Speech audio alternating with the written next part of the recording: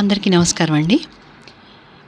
నిన్నటిదాకా మనం చదివిన రామాయణంలో రావణాసుడు సీతను ఇవ్వడానికి ఇష్టపడకపోవడం, ఎంతమంది చెప్పినా అతను వినకపోవడం, అలాగే విభీషణుడు రాముడి వైపు వెళ్ళిపోవడం, విభీషణుడికి లంకా రాజ్య పట్టాభిషేకం జరగడం, ఇవన్నీ చూసాం.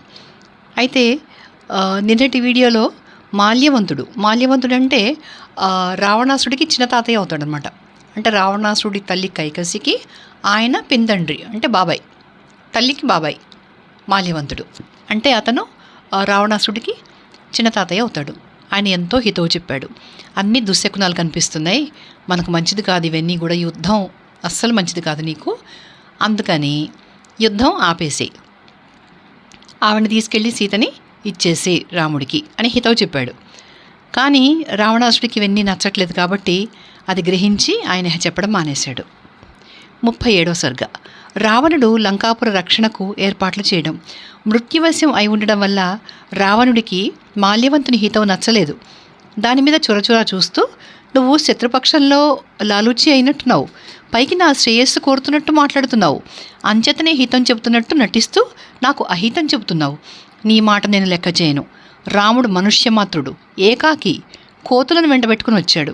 తండ్రి అతన్ని అడవులకు వెళ్ళగొట్టాడు. అలాంటి రాముడు బహుసమర్థుడని నువ్వెలా చెబుతావు? నేను రాక్షస జాతికి అంతటికీ ఈశ్వరుణ్ణి. దేవతలందరూ నన్ను చూసి గజగజలాడిపోతారు. బలపరాక్రమాలలో నాకు సాటైన వాడెక్కడా లేడు.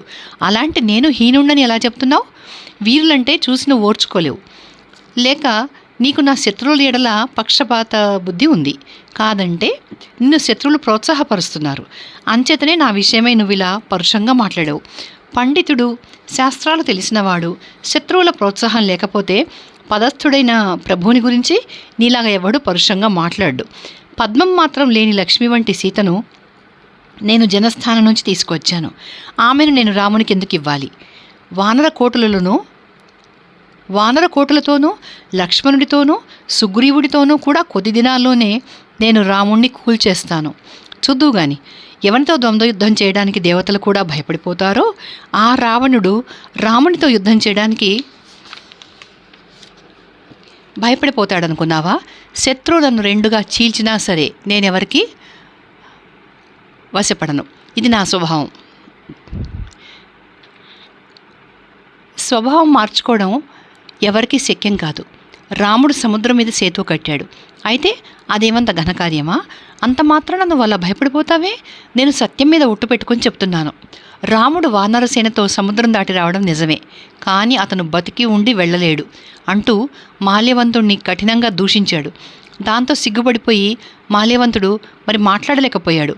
పైగా రావణుడికి జేజేలు పలికి సెలవు పొంది ఇంటికి వెళ్ళిపోయాడు. తర్వాత రావణుడు మంత్రులతో బాగా చర్చించి తీవ్రంగా ఆలోచించి పురరక్షణకు గట్టి ఏర్పాట్లు చేశాడు. పూర్వద్వారాన ప్రహస్తుణ్ణి ఉండమన్నాడు. దక్షిణ ద్వారాన మహాపార్షుణ్ణి మహోదరుణ్ణి ఉండమన్నాడు. పశ్చిమ ద్వారాన ఇంద్రజిత్తుని ఉండమన్నాడు. అతనికి అపారమైన రాక్షస సేనను జత ఇచ్చాడు.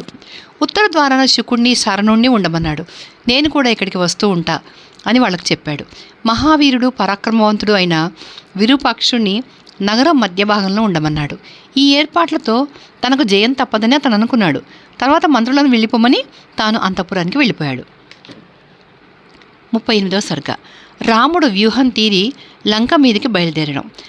నరుల రాజైన రాముడు, వానరుల రాజైన సుగ్రీవుడు, వాయుసుతుడైన హనుమంతుడు, భల్లూకరాజైన జాంబవంతుడు, రాక్షసుడైన విభూషణుడు, వాలికుమారుడైన అంగదుడు, సుమిత్ర కొడుకైన లక్ష్మణుడు, శరభుడు, సుషేనుడు, మైందుడు, ద్వివిధుడు, గజుడు, గవాక్షుడు, కుముదుడు, నలుడు, పనసుడు వీరందరూ శత్రుదేశం చేరాక ఒకచోట కలిసి, అదిగో రావణ పాలితమైన లంక కనపడుతోంది. దేవతలు, గంధర్వులు, నాగులు కూడా అది జయించడం కష్టం. దాన్ని కొట్టాలంటే ఏం చేయడం అని ఆలోచించారు. రావణుడెప్పుడు అప్రమత్తుడై లంక కాపాడుకుంటూ ఉంటాడు కనుక బాగా ఆలోచించాలి అనుకున్నారు. దాని మీద విభీషణుడు అందుకుని, నా మంత్రులైన అనలుడు, శరభుడు, సంపాతి, ప్రఘసుడు పక్షి రూపాలతో లంకలో శత్రువులలో ప్రవేశించి అక్కడ జరుగుతూ ఉన్నదంతా తెలుసుకుని వచ్చారు. వారు చెప్పింది ఏంటంటే, ప్రహస్తుడు తన బలగంతో పూర్వద్వారం కాశాడు, మహాపార్షుడు, మహోదరుడు దక్షిణ ద్వారం కాశారు. అనేక మంది రాక్షస యోధులను కూర్చుకుని ఇంద్రజిత్తు పశ్చిమ ద్వారం కాశాడు. రావణుడు గొప్ప గొప్ప రాక్షస యోధులతో ఉత్తర ద్వారం కాశాడు. విరూపాక్షుడు లంక మధ్య భాగం కాశాడు. ఇదంతా చూసి బాగా తెలుసుకుని నా మంత్రులు వచ్చి చెప్పారు. 1000 ఏనుగులు, రథాలు, గుర్రాలు, అయుతం, పదాతులు 1,000,000 మంది. ఇది రావణుడి ఆత్మబలం. వాళ్ళంతా చాలా బలవంతులు, విక్రాంతులును.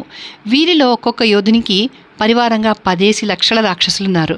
లంకలో ఉన్న బండారం ఇది అని చెప్పి తన మంత్రులను కూడా వివరంగా చెప్పమన్నాడు. వాళ్ళు అలాగే చెప్పగా మళ్ళీ విభీషణుడు, రామా, నీకు కోపం వద్దు. నేను ఉన్నదున్నట్లు చెప్తున్నాను. ఇంకా నేను నీకు రోషం రావడానికి కూడా చెబుతున్నాను, కానీ భయం కలగడానికి కాదు.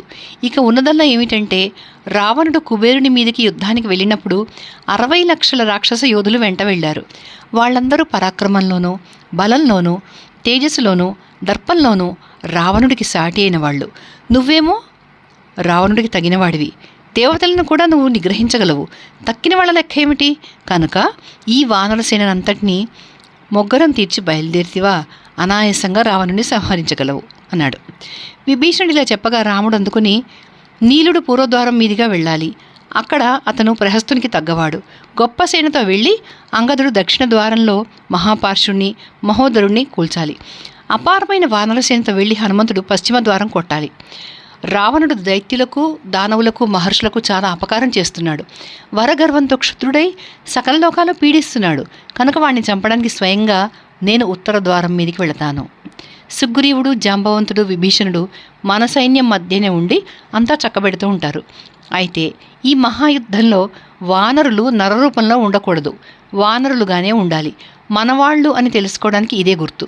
నేను, లక్ష్మణుడు, నీలుడు, అంగదుడు, హనుమంతుడు, సుగ్రీవుడు, విభీషణుడు, ఈ 7గురం మాత్రమే మానవ రూపంలో ఉంటాం అని చెప్పాడు. తర్వాత వాళ్ళందరూ నేల ఈనినట్టు బయలుదేరి లంక మీదికి వెళ్ళారు. 39. రాముడు సైన్యంతో సువేల శిఖరం మీదికి వెళ్ళడం. అప్పుడు రాముడు సుగ్రీవుణ్ణి, విభీషణుణ్ణి పిలిచి, ఈ సువేల పర్వతం రకరకాల ధాతువులతో చాలా చక్కగా ఉంది. మనమందరం వెళ్ళి దాని మీద నివసిద్దాం. రావణుడు ధర్మం గుర్తించక, సదాచారం ఆలోచించక, వంశం లెక్క చేయక, రాక్షస సాధారణమైన నీచ బుద్ధితో చావు మూడడం వల్ల నా భార్యను అపహరించాడు. రావణుడి పేరు చెబితేనే నాకు ఒళ్ళు మండిపోతుంది. వాడు చేసిన అపరాధం వల్ల రాక్షస కులానికి అంతకు నాశనం కలుగుతోంది. పాపం ఒకడేం చేస్తాడు, కానీ ఆ ఒక్కని మూలంగా కులమంతా చెడుతోంది. పాపం ఒక్కడే చేస్తాడు, కానీ ఆ ఒక్కని మూలంగా కులం అంతా చెడుతుంది అంటూ బయలుదేరాడు. ధనుష్పాణి అయి అతని వెంట లక్ష్మణుడు బయలుదేరాడు. తర్వాత సుగ్రీవుడు, విభీషణుడు, హనుమంతుడు, అంగదుడు, నీలుడు, మైందుడు, ద్వివిధుడు, గజుడు, గవయుడు, శరభుడు, గంధమాదనుడు, పనసుడు, కుముదుడు, హరుడు, రంభుడు, జాంబవంతుడు, సుషేనుడు, వృషభుడు, దుర్ముఖుడు, శతవలి, తక్కిన వానరవీరులు బయలుదేరారు. వారందరూ క్షణకాలంలో సువేల శిఖరం అధిరోహించారు. వారికి లంక కనపడింది. ప్రాకారాలు, ద్వారాలు, మిద్దెలు, మేడలు, రాక్షసులు కూడా స్పష్టంగా కనపడ్డారు. దాని చుట్టూ కాపున్న రాక్షస యోధులు నల్లని ప్రాకారంలాగా కనపడ్డారు. వాళ్ళని చూడగానే వానరవీరులు సింహనాదాలు చేశారు. అప్పటికి సూర్యాస్తమయం అయింది. సంధ్యారాగం సన్నగిల్లి రాత్రి అయ్యేటప్పటికీ చంద్రోదయం అయింది. రాముడు తన పరివారం అంతటితోటి ఆ రాత్రి అక్కడ గడిపాడు. 40. పర్వత శిఖరం నుంచి రాముడు లంక చూడడం. వారక్కడ రాత్రి సుఖంగా గడిపారు. తెల్లవారింది. అక్కడికి లంకాపట్నం స్పష్టంగా కనపడింది. లంకలో ఉండిన వనాలు, ఉపవనాలు కూడా కనపడ్డాయి. అవి మిట్టపలాలు లేకుండా సమంగా ఉన్నాయి. విశాలంగాను చక్కగాను ఉన్నాయి. చూడసొంపుగా ఉన్నాయి. అవి చూసి వాళ్ళు చాలా ఆశ్చర్యపడ్డారు. సంపంగి చెట్లు, అశోక చెట్లు, పొన్న చెట్లు, సాల వృక్షాలు, తమాల వనాలు, హింతాళాలు, మద్ది చెట్లు, సప్తపర్ణాలు, కర్ణికారాలు, కలిగుట్టు చెట్లు, అక్కడ వేలు లక్షలు ఉన్నాయి. రకరకాల తీగలు కూడా ఎన్నో ఉన్నాయి. అన్నీ విరగబోసి ఉన్నాయి. అన్ని ఋతువులలో పూస్తూ కాస్తూ ఫలిస్తూ ఉండే అసాధారణ వృక్షాలు కూడా అక్కడ వేలున్నాయి. అక్కడక్కడ చక్కని పచ్చిక బయళ్ళున్నాయి. అక్కడ ప్రతి వృక్షము సువాసనలు వెదజల్లే పూలతోనూ, కమ్మని పళ్లతోనూ నిండి ఉన్నాయి. ఆ వృక్షాల మీద తుమ్మెదలు, గోరువంకలు, చిలకలు కిలకిల్లాడుతున్నాయి. కోకిలలు శ్రవణానందంగా గానం చేస్తున్నాయి. సరస్సులలో హంసలు, కారండవాలు మొదలైనవి చక్కగా విహరిస్తున్నాయి. అక్కడికి వెళ్ళేటప్పటికీ వానర యోధులకి సుగంధపూరితమైన పిల్లవాయువు హాయి కూర్చింది. వారి సింహనాదాలతో లంకాపట్నం ముఖరితం అయిపోయింది. వారు నడుస్తూ ఉంటే రేగిన దుమ్ము ఆకాశం కప్పేసింది. అక్కడ ఉండిన సింహాలు, పులులు, ఏనుగులు, భల్లూకాలు, అడవి దున్నలు, లేళ్లు, దుప్పులు మొదలైన ఆటవిక జంతువులు వారిని చూసి వారి సింహనాదాలు విని కకాపికలై పారిపోయాయి. లంకాపట్నం ఆ పర్వత శిఖరాన ఉంది. అది 100 ఆమడల పొడుగు, 30 ఆమడల వెడల్పు ఉంది. ఖేచరులు కూడా అక్కడికి వెళ్ళడం కష్టం అంటే మనుషుల సంగతి చెప్పడానికే ఉంది. లంకలో ఉన్న మిద్దెలు మేడలు తెల్లని మేఘాల్లాగా అపూర్వంగా ఉన్నాయి. ఆ పట్టణంలో చైత్య ప్రాసాదం ఒకటి ఉంది. దానికి 1000 స్తంభాలున్నాయి. అది కైలాస పర్వత శిఖరంలాగా ఆకాశం ఒరుసుకుంటూ ఉంది. అక్కడ షష్ఠి గడియలు 100 రాక్షసులు కాపుంటారు. లంకకంతకి అది గొప్ప అలంకారంగా ఉంది. అలాగ దేవతలకు కూడా దుర్లభమైన ఆ లంకాపట్నం రాముడు చూశాడు. అతనికి చాలా ఆశ్చర్యం కలిగింది. 41 రావణ సుగ్రీవుల మొదటి ద్వంద్వ యుద్ధం. రాముడు త్రికూట శిఖరం మీద నుంచుని అటూ ఇటూ చూడగా రమ్యమైన లంకాపట్నం కనబడింది. ఆ లంకలో కూడా అతనికి మొదట రావణుడు కనపడ్డాడు. రావణుడు ఒక గోపురాగ్రాన సింహాసనం మీద కూర్చుని ఉన్నాడు. పరిచారికలు తెల్లని వింజామరలు వీస్తూను శ్వేతఛత్రం పట్టి అతన్ని సేవిస్తున్నారు. అతను ఎర్రని గంధం పూసుకుని రత్నాభరణాలు ధరించి బంగారపు రంగు గల ఆకాశాన నల్లని మేఘం ఉన్నట్టున్నాడు. అతని వక్షస్థలం ఐరావతం కొమ్ములతో కలిగిన కాయలతో నిండి ఉంది. కుందేటి రక్తం అంత ఎర్రని బట్టలు కట్టుకుని ఉన్నాడు. రాముడు వానరులు అతన్ని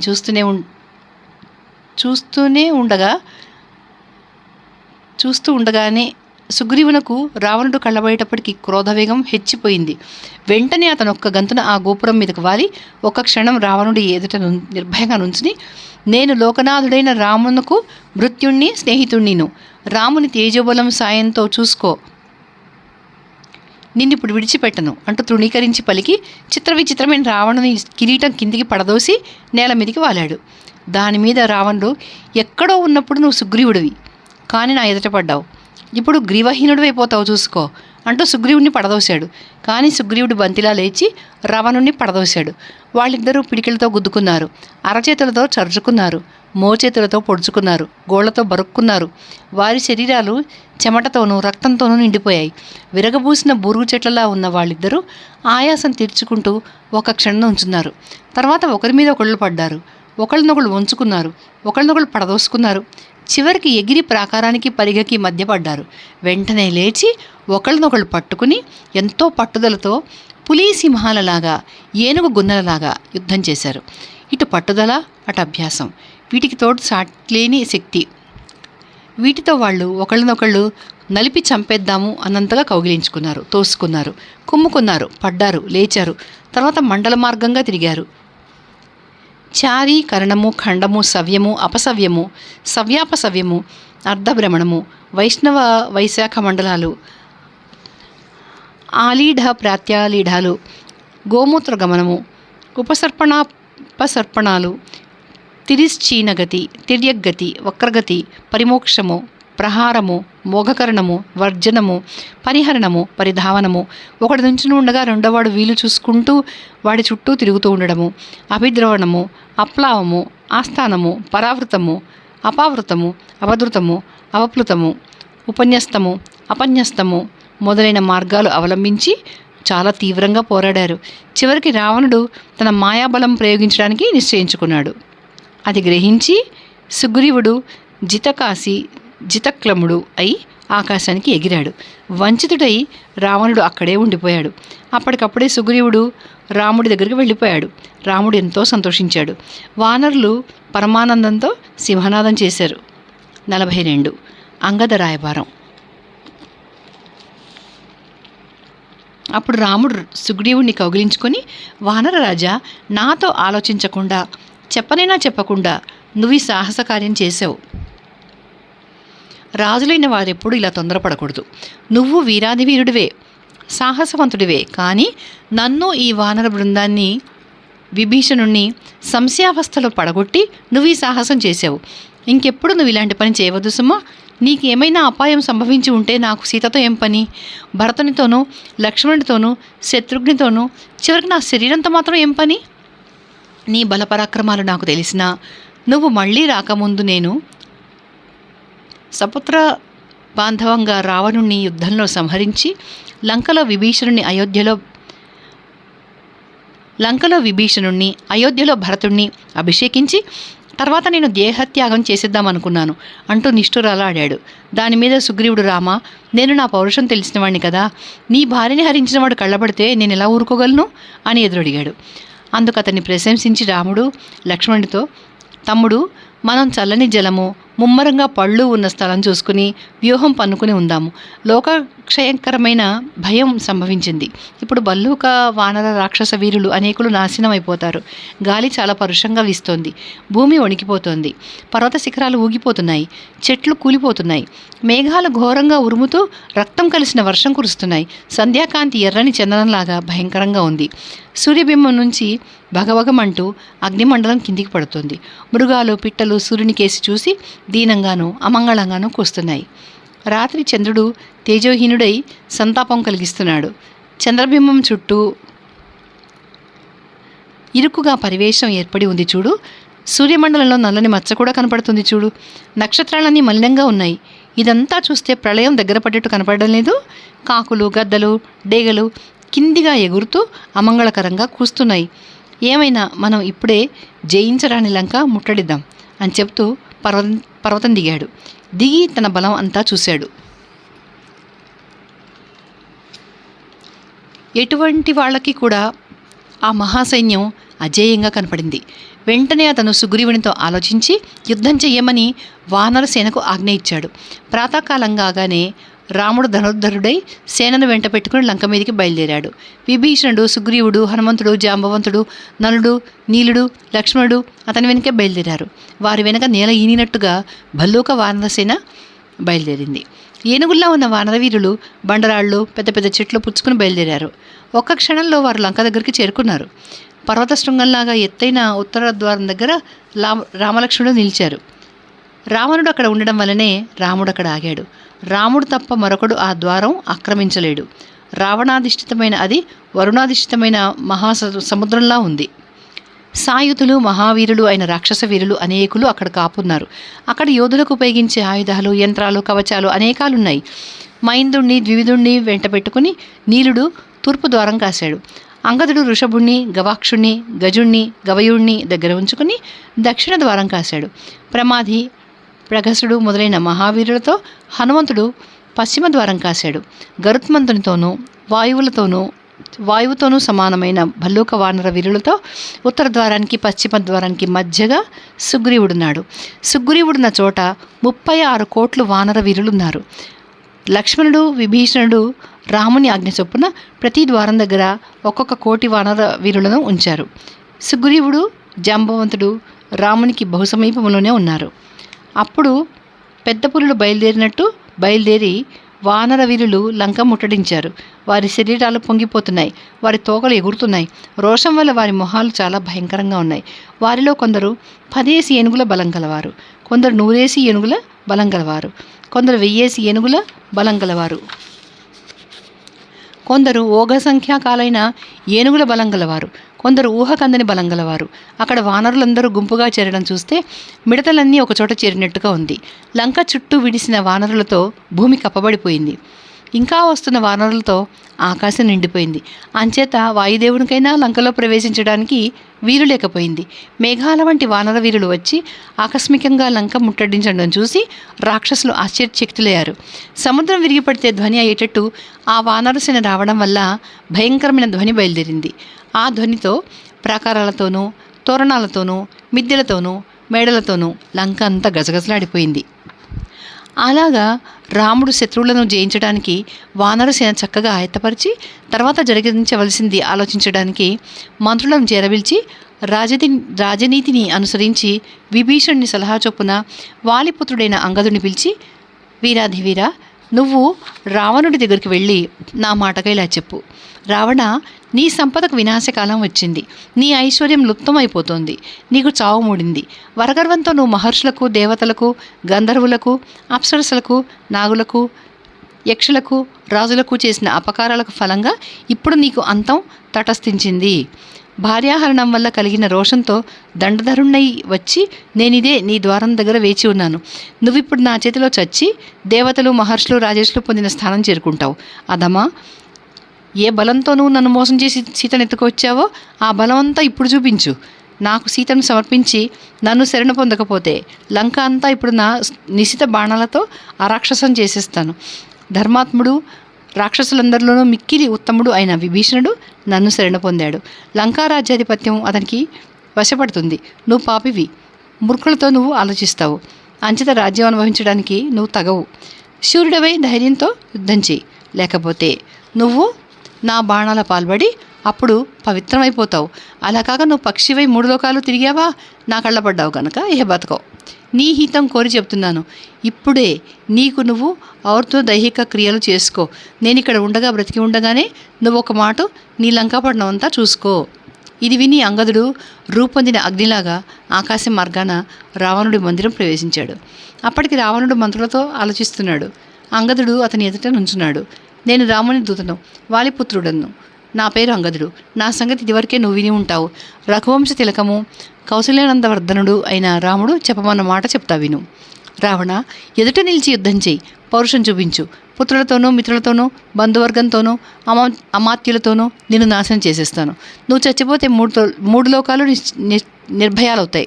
నిన్ను ఇప్పుడు సంహరించి నేను దేవతలను, దానవులను, యక్షులను, గంధర్వులను, నాగులను, మహర్షులను ఉద్ధరిస్తాను. నువ్వు చావగానే నీ ఐశ్వర్యం అంతా విభీషణ నివాసం అవుతుంది. నువ్వు వచ్చి సీతను సమర్పించి కాళ్ళ మీద పడకపోతే ఈ చెప్పిందంతా చేసేస్తాను. అంగదుడు ఇలా చెప్పేటప్పటికి రావణుడు క్రోధపరవశుడే మండిపడి, వీడిని పట్టుకోండి, నరకండి అంటూ 10 మాటలు అరిచాడు. వెంటనే దీప్తాగ్దుల వంటి 4 రాక్షసులు వచ్చి అంగదుని పట్టుకున్నారు. ధీరుడు, పరాక్రమశాలి అయిన అంగదుడు తన బలం చూపించడానికి స్వయంగానే వాళ్ళకు పట్టుబడ్డాడు. వాళ్ళు పట్టుకోగానే అతను ఆ రాక్షసులను 4 పిట్టలను పట్టుకున్నట్టు 2 చేతులతోనూ పట్టుకుని పర్వత శిఖరంలో ఉన్న మెడ మీదకి ఎగిరాడు. దాంతో ఆ రాక్షసులు రావణుడు చూస్తుండగా అంగదుని వేగం భరించలేక నేల మీద పడి చచ్చిపోయారు. అంగదుడు మేడ శిఖరం కాళ్ళతో తన్ని పడగొట్టాడు. ఇలా చేసి అతను, మర్చిపోకు, నా పేరు అంగదుడు అని బిగ్గరగా చెప్పి ఆకాశ మార్గాన బయలుదేరిన చోటికి వెళ్ళిపోయాడు. అది చూసి రాక్షసులందరూ తలడిల్లిపోయారు. వానరులు ఉప్పొంగిపోయారు. రావణుడు తన మెడ కూల్చినందుకు మిక్కిలి కోపించి తనకు వినాశం తప్పదని నీటూర్పులు విడిచాడు. లంకాపట్నం చుట్టూ ఉన్న వానరసేనను చూసి రాక్షసులు కొందరు ఆశ్చర్యచకితులైపోయారు, కొందరు భయపడిపోయారు, కొందరు పౌరుషం తెచ్చుకున్నారు. శూరులైన వారు యుద్ధానికి సిద్ధపడ్డారు. ఆ రాక్షసులకు ప్రాకారం చుట్టూ మూగి ఉన్న వానరవీరులు మరో ప్రాకారంలాగా కనపడ్డారు. దాంతో రాక్షసులు భయమోహితులై హాహాకారాలు చేశారు. 43 యుద్ధ ప్రారంభం. ఇదంతా చూసి వెళ్ళి రాక్షసులు వానరులు వచ్చి ముట్టడించారు అని చెప్పారు. అది విని మండిపడి రావణుడు నగర రక్షణ విషయమై ఇంకా దృఢమైన కట్టుదిట్టాలు చేసి మేడ ఎక్కి చూశాడు. ప్రాకారానికి బయట భూమే కాక చెట్లు, చేమలు, పర్వతాలు, గుట్టలు, మిట్టలు అంతటా వానరసేన నిండి ఉండడం కనపడింది. ఇలాగ భూమి అంతా నిండి ఉన్న వానరులను చూసి అతను వీళ్ళని నాశనం చేయడం ఎలాగా అని ఆలోచించాడు. ధైర్యం తెచ్చుకున్నాడు. వానరసేనాధిపతులను, రాముణ్ణి చూశాడు. ఇక్కడ రాముడు కూడా అంతటా రాక్షసులతో నిండి ఉన్న లంకాపట్నం చూశాడు. హరిణనేత్ర అయిన జానకి ఇక్కడే నానా తంటాలు పడుతుంది, నానా బాధలు పడుతుంది అనుకుంటూనే అతను శత్రు సంహారం చేయండి అని వానరులకు ఆజ్ఞాపించాడు. అది వినగానే వానరవీరులు ఒకరికంటే ఒకరు ముందుకు పొదల్చి సింహనాదాలు చేశారు. పర్వత శిఖరాలతోనూ చెట్లతోనూ ఈ రాక్షసులను చితక్కొట్టేస్తాం, ఒక్కొక్కడిని గుద్దుకి పడగొడతాం అనుకుంటూ వారు ఎగబాగారు. ముందుగా వారు మట్టితోనూ, బండరాళ్లతోనూ, చెట్లతోనూ అక్కడితో పూర్తి చేశారు. వెంటనే వందలుగా, వేలుగా, లక్షలుగా ప్రాకారం ఆక్రమించారు. వారు ప్రాకార తోరణాలు కూల్చేశారు, గోపురాలు పడగొట్టారు. ఎగురుతూ, దుముకుతూ, గర్జిస్తూ రాక్షసుల మీద పడ్డారు. మహాబలశాలి అయిన రాముడికి జయం, మహావీరుడైన లక్ష్మణుడికి జయం, రాముడిచే పాలించబడుతున్న సుగ్రీవుడికి జయం అంటూ వారు కామరూపులై ప్రాకారం ఆక్రమించారు. వీరబాహువు, సుబాహువు, నలుడు తమ సైన్యాలతో ప్రాకారం భేదించడానికి పూనుకున్నారు. ఎక్కడ సందైతే అక్కడల్లా వారు వానరులను చేర్చేశారు. జితకాసులైన 10 కోట్ల వానర వీరులతో కుముదుడు పూర్వద్వారం కొట్టసాగాడు. ప్రగసుడు, పనసుడు పెద్ద సైన్యంతో అతనికి సాయం చేయడానికి సిద్ధంగా ఉన్నారు. మహాబలశాలి అయిన శతవలి 20 కోట్ల వానర వీరులతో దక్షిణ ద్వారం భేదింప పూనుకున్నాడు. తారతండ్రి అయిన సుషేణుడు 6 కోట్ల వానర వీరులతో పశ్చిమ ద్వారం వశపరుచుకోవడానికి పూనుకున్నాడు. ఉత్తర ద్వారాన లక్ష్మణుడితో కలిసి రాముడు నిలిచాడు. రామునికి 1 కోటి వానర వీరులతో మహాకాయుడు, గవాక్షుడు ఒక పక్కన, 1 కోటి భల్లూక వీరులతో ధూమ్రువుడు మరొక పక్కన సాయం ఉన్నారు. మహాబలపరాక్రమశాలి అయిన విభీషణుడు కవచం తొడిగి గదాపాణి అయి తన మంత్రులతో కూడా రాముడి దగ్గరగా ఉన్నాడు. గజుడు, గవాక్షుడు, శరభుడు, గంధమాదనుడు ఎవరికి కావాల్సిన సాయం వారికి చేస్తూ అంతటా తిరగసాగారు. ఇదంతా విని చూసి రావణుడు కలియబడండి అంటూ రాక్షస వీరులకు ఆజ్ఞాపించాడు. అది వినగా రాక్షసులు సింహనాదాలు చేశారు. బేరీలు మోగాయి, శంఖాలు ఉరిమాయి. తెల్లని శంఖాలుదే నల్లని రాక్షసులు బలాకలతోనూ మెరుపు తీగలతోనూ నిండి ఉన్న కారుమబ్బుల్లా ఉన్నారు. వారు రావణుడి ఆజ్ఞ కాగానే ప్రళయకాలంలో సముద్రం ఎంత వేగంగా ఉంటుందో అంత వడిగా బయలుదేరారు. వారి రాక చూసి వానరులు త్రికూట పర్వతం ఊగిపోయేలాగా సింహనాదాలు చేశారు. శంఖదుందుబి ధ్వానాలతో కలిసి ఆ సింహనాదం భూమిని ఉణికించేసింది, ఆకాశం పూరించేసింది, సముద్రం అల్లకల్లోలపరిచేసింది. దీనికి సాయం లంకలో రథనేమి ధ్వని, హయహేషలు, గజబృంహితాలు, రాక్షసుల సింహనాదాలు ముప్పిరిగొన్నాయి. ఈ స్థితిలో సంకుల సమరం ప్రారంభమైంది. రాక్షసులు గదలతోనూ శక్తి శూల పరశ్వధాతులతోనూ వానరులను కొట్టసాగారు. సుగ్రీవుడికి జయం అని అరుస్తూ వానరులు చెట్ల చేమలతోనూ రాళ్లతోనూ రాక్షసులను కొడుతున్నారు. వారు గోళ్లతో, గీరుతో, పళ్ళతో పీకుతూ ఉన్న రాక్షసులను పీడించసాగారు. ప్రాకారం మీద రాక్షసులు భిండివాలాలు, ఖడ్గాలు, శూలాలు విసిరి నేల మీద వానరులను చికాకుపరచగా వానర వీరులు ఎగిరి ప్రాకారం మీద రాక్షసులను కింద పడగొడుతున్నారు. ఒక్క క్షణంలో యుద్ధం భయంకరమై భూమి అంతా రక్తమాంసాలతో నిండిపోయింది. 44 ఉభయపక్షాల ప్రముఖుల ద్వంద్వ యుద్ధం. వానరుల యుద్ధ విధానం చూసేటప్పటికీ రాక్షసులకు బలము, కోపము కూడా ఎక్కువైపోయాయి. దాంతో వాళ్ళు సువర్ణశేఖరాలతో మెరుస్తున్న గుర్రాల మీద, అగ్నిశిఖల వంటి జెండాలతో విరాజిల్లుతున్న రథాల మీద, సూర్య సన్నిభాలైన కవచాలతోనూ సింహనాదాలు చేస్తూ రావణుడికి జయం సంపాదించడానికి ఊరికారు. గొప్ప వానరసేన కూడా శ్రీరాముడికి జయం కోరుతూ ఆ రాక్షసుల మీద పడింది. దీంతో రాక్షసులకు వానరులకు ద్వంద్వయుద్ధం ప్రారంభమైంది. పరమశివునితో యముడు కలియబడ్డట్టు వాలిపుత్రుడైన అంగదునితో ఇంద్రజిత్తు కలియబడ్డాడు. విభీషణుని సచివుడైన సంపాతి, ప్రజంగుడు ఒకచోట, జముమాలి, హనుమంతుడు ఒకచోట కలపడ్డం అయినారు. మహాక్రోధుడైన విభీషణుడు మిత్రఘ్నునితో కలియబడ్డాడు. తపనునితో గజుడు, నికుంభునితో మహాతేజశాలి నీలుడు తలపడ్డారు. వానర ప్రభువైన సుగ్రీవుడు ప్రగసుని మీద పడ్డాడు.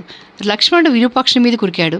అగ్నికేతుడు, రశ్మికేతుడు, సుప్తఘ్నుడు, యజ్ఞకోపుడు అనే రాక్షసులు రాముని ఎదిరించారు. వజ్రముష్టి అనే రాక్షసుడు మైందుణ్ణి, ఆశని ప్రభుడనే రాక్షసుడు ద్వివిధుణ్ణి ఎన్నుకున్నారు. వీరుడు, ప్రతాపశాలి, రణదుర్ధరుడు అయిన ప్రతపనుడు అనే రాక్షసుడు తీక్ష్ణవేగుడైన నలుని ఎంచుకున్నాడు. ధర్ముని కుమారుడు, బలవంతుడు అయిన సుషేనుడు విద్యున్మాలి అనే రాక్షసుడిని నిలబెట్టాడు. మరికొందరు రాక్షస యోధులతో తలపడి ఘోర యుద్ధం సాగించారు. ఆ యుద్ధంలో వెంట్రుకలే పచ్చికగా, శరీరాలే కర్రలుగా రక్తనదులు ప్రవహించాయి. ఇంద్రజిత్తు మిక్కిలి క్రుధుడై శత్రు సైన్యాలను నాశనం చేసే అంగదుడిని గదతో కొట్టాడు. దానికి కినిసి అంగదుడు కాంచన చిత్రాంగమైన ఇంద్రధనుస్సు రథం సారథితోనూ గుర్రాలతోనూ నుగ్గు చేసేశాడు. ప్రజంగుడు 3 బాణాలతో సంపాతిని కొట్టాడు. సంపాతి అశ్వకర్ణం అనే చెట్టుతో కొట్టి ప్రజంగుడిని చంపేశాడు. రథం మీద ఉండిన జముమాలి క్రుద్ధుడై రథశక్తితో హనుమంతుని వక్షస్థలం మీద కొట్టాడు. వెంటనే హనుమంతుడు ఆ రథం మీద కూరికి ఒక్క చరుపు చరిచి జముమాలిని చంపేశాడు. ప్రతపనుడు నలుని కొట్టాడు. నలుడు ప్రతపనుని కళ్ళు పోగొట్టాడు. ప్రగసుడు వానరవీరులను మింగేసేటట్టు రాగా సుగ్రీవుడు సప్తపర్ణ వృక్షంతో కొట్టి వాణ్ణి పడగొట్టాడు. అగ్నికేతువు, రశ్మికేతువు, సుప్తఘ్నుడు పదునైన బాణాలు వేసి రాముడిని నొప్పించారు. దానిమీద మహోగ్రుడై రాముడు అగ్నిశిఖల వంటి 4 బాణాలతో వాళ్ళని నలుగురిని మట్టుపెట్టేశాడు. మైందుడు ముష్టిని ఒక్క గుద్దుగుద్దాడు. దాంతో వాడు రథంతోనూ గుర్రాలతోనూ కోటబురుజు కూలేటట్టు కూలాడు. నికుంభుడు 100 బాణాలు విడిచి నీలుణ్ణి కొట్టాడు. దానిమీద మండిపడి నీలుడు వాడి రథచక్రమే ఊడబెరికి శ్రీ మహావిష్ణువు సుదర్శనంతో కొట్టేటట్టు దాంతో ఆ నికుంభుడిని సారథిని తలకొట్టి చంపేశాడు. పిడుగు వంటి ద్వివిధుడు ఆశని ప్రభుడనే రాక్షసుడిని పర్వత శిఖరంతో కొట్టాడు. చివరికి సాలవృక్షంతో కొట్టి వాణ్ణి, సారథిని, గుర్రాలను కూడా చంపేశాడు. విద్యున్మాలి రథం మీద వచ్చి సుషేనుణ్ణి కొట్టి సింహనాదం చేశాడు. వెంటనే సుషేనుడు ఒక బండరాయి విసిరి ముందు వాడి రథం కూల్చేశాడు. దాంతో వాడు అది అతిలాఘవంగా కింది కురికి గదాపాణి అయి మీదికి వచ్చాడు. సుషేనుడు మళ్ళీ ఒక బండరాయి విసిరి వాడిని కూడా కూల్చేశాడు. ఇలాగ దేవదానవుల్లాగా రాక్షసులు వానరులు ఘోర యుద్ధం చేశారు. అప్పుడు ఆ యుద్ధభూమి విరిగిపోయిన ఖడ్గాలతోనూ శక్తితోనూ మరపట్టసాలతోనూ రథాలతోనూ కూలిపోయిన గుర్రాలతోనూ ఏనుగులతోనూ చనిపోయిన రాక్షసులతోనూ వానరులతోనూ నిండిపోయింది. అక్కడ నక్కలు నిర్భయంగా సంచరిస్తున్నాయి. అయినా జంకక రాక్షసులు సూర్యాస్తమయం కోసం ఎదురు చూస్తున్నారు. 45. ఇంద్రజిత్తు రామలక్ష్మణులను నాగాస్త్రంతో బంధించడం.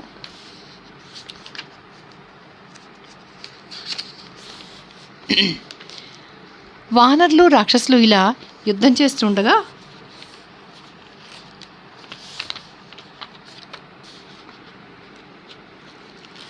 పొద్దుక్కింది. వానరుల ప్రాణాలు తీసే చీకటి అలముకుంది.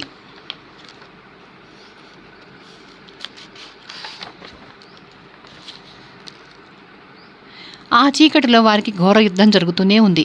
రాక్షసులు అనుకుని వానరులు చంపసాగారు. వానరులు అనుకుని రాక్షసులనే సంహరిస్తున్నారు. చంపు, చీల్చేయి, రా, నుంచో, ఆగు అంటూ ఆ చీకటిలో పరుషంగా అరుపులు వినరాసాగాయి. కాంచనాభరణాలు ధరించిన నల్లని రాక్షసులు ఆ చీకటిలో వెలిగే ఓషధులతో నిండిన పర్వతాలలాగా ఉన్నారు.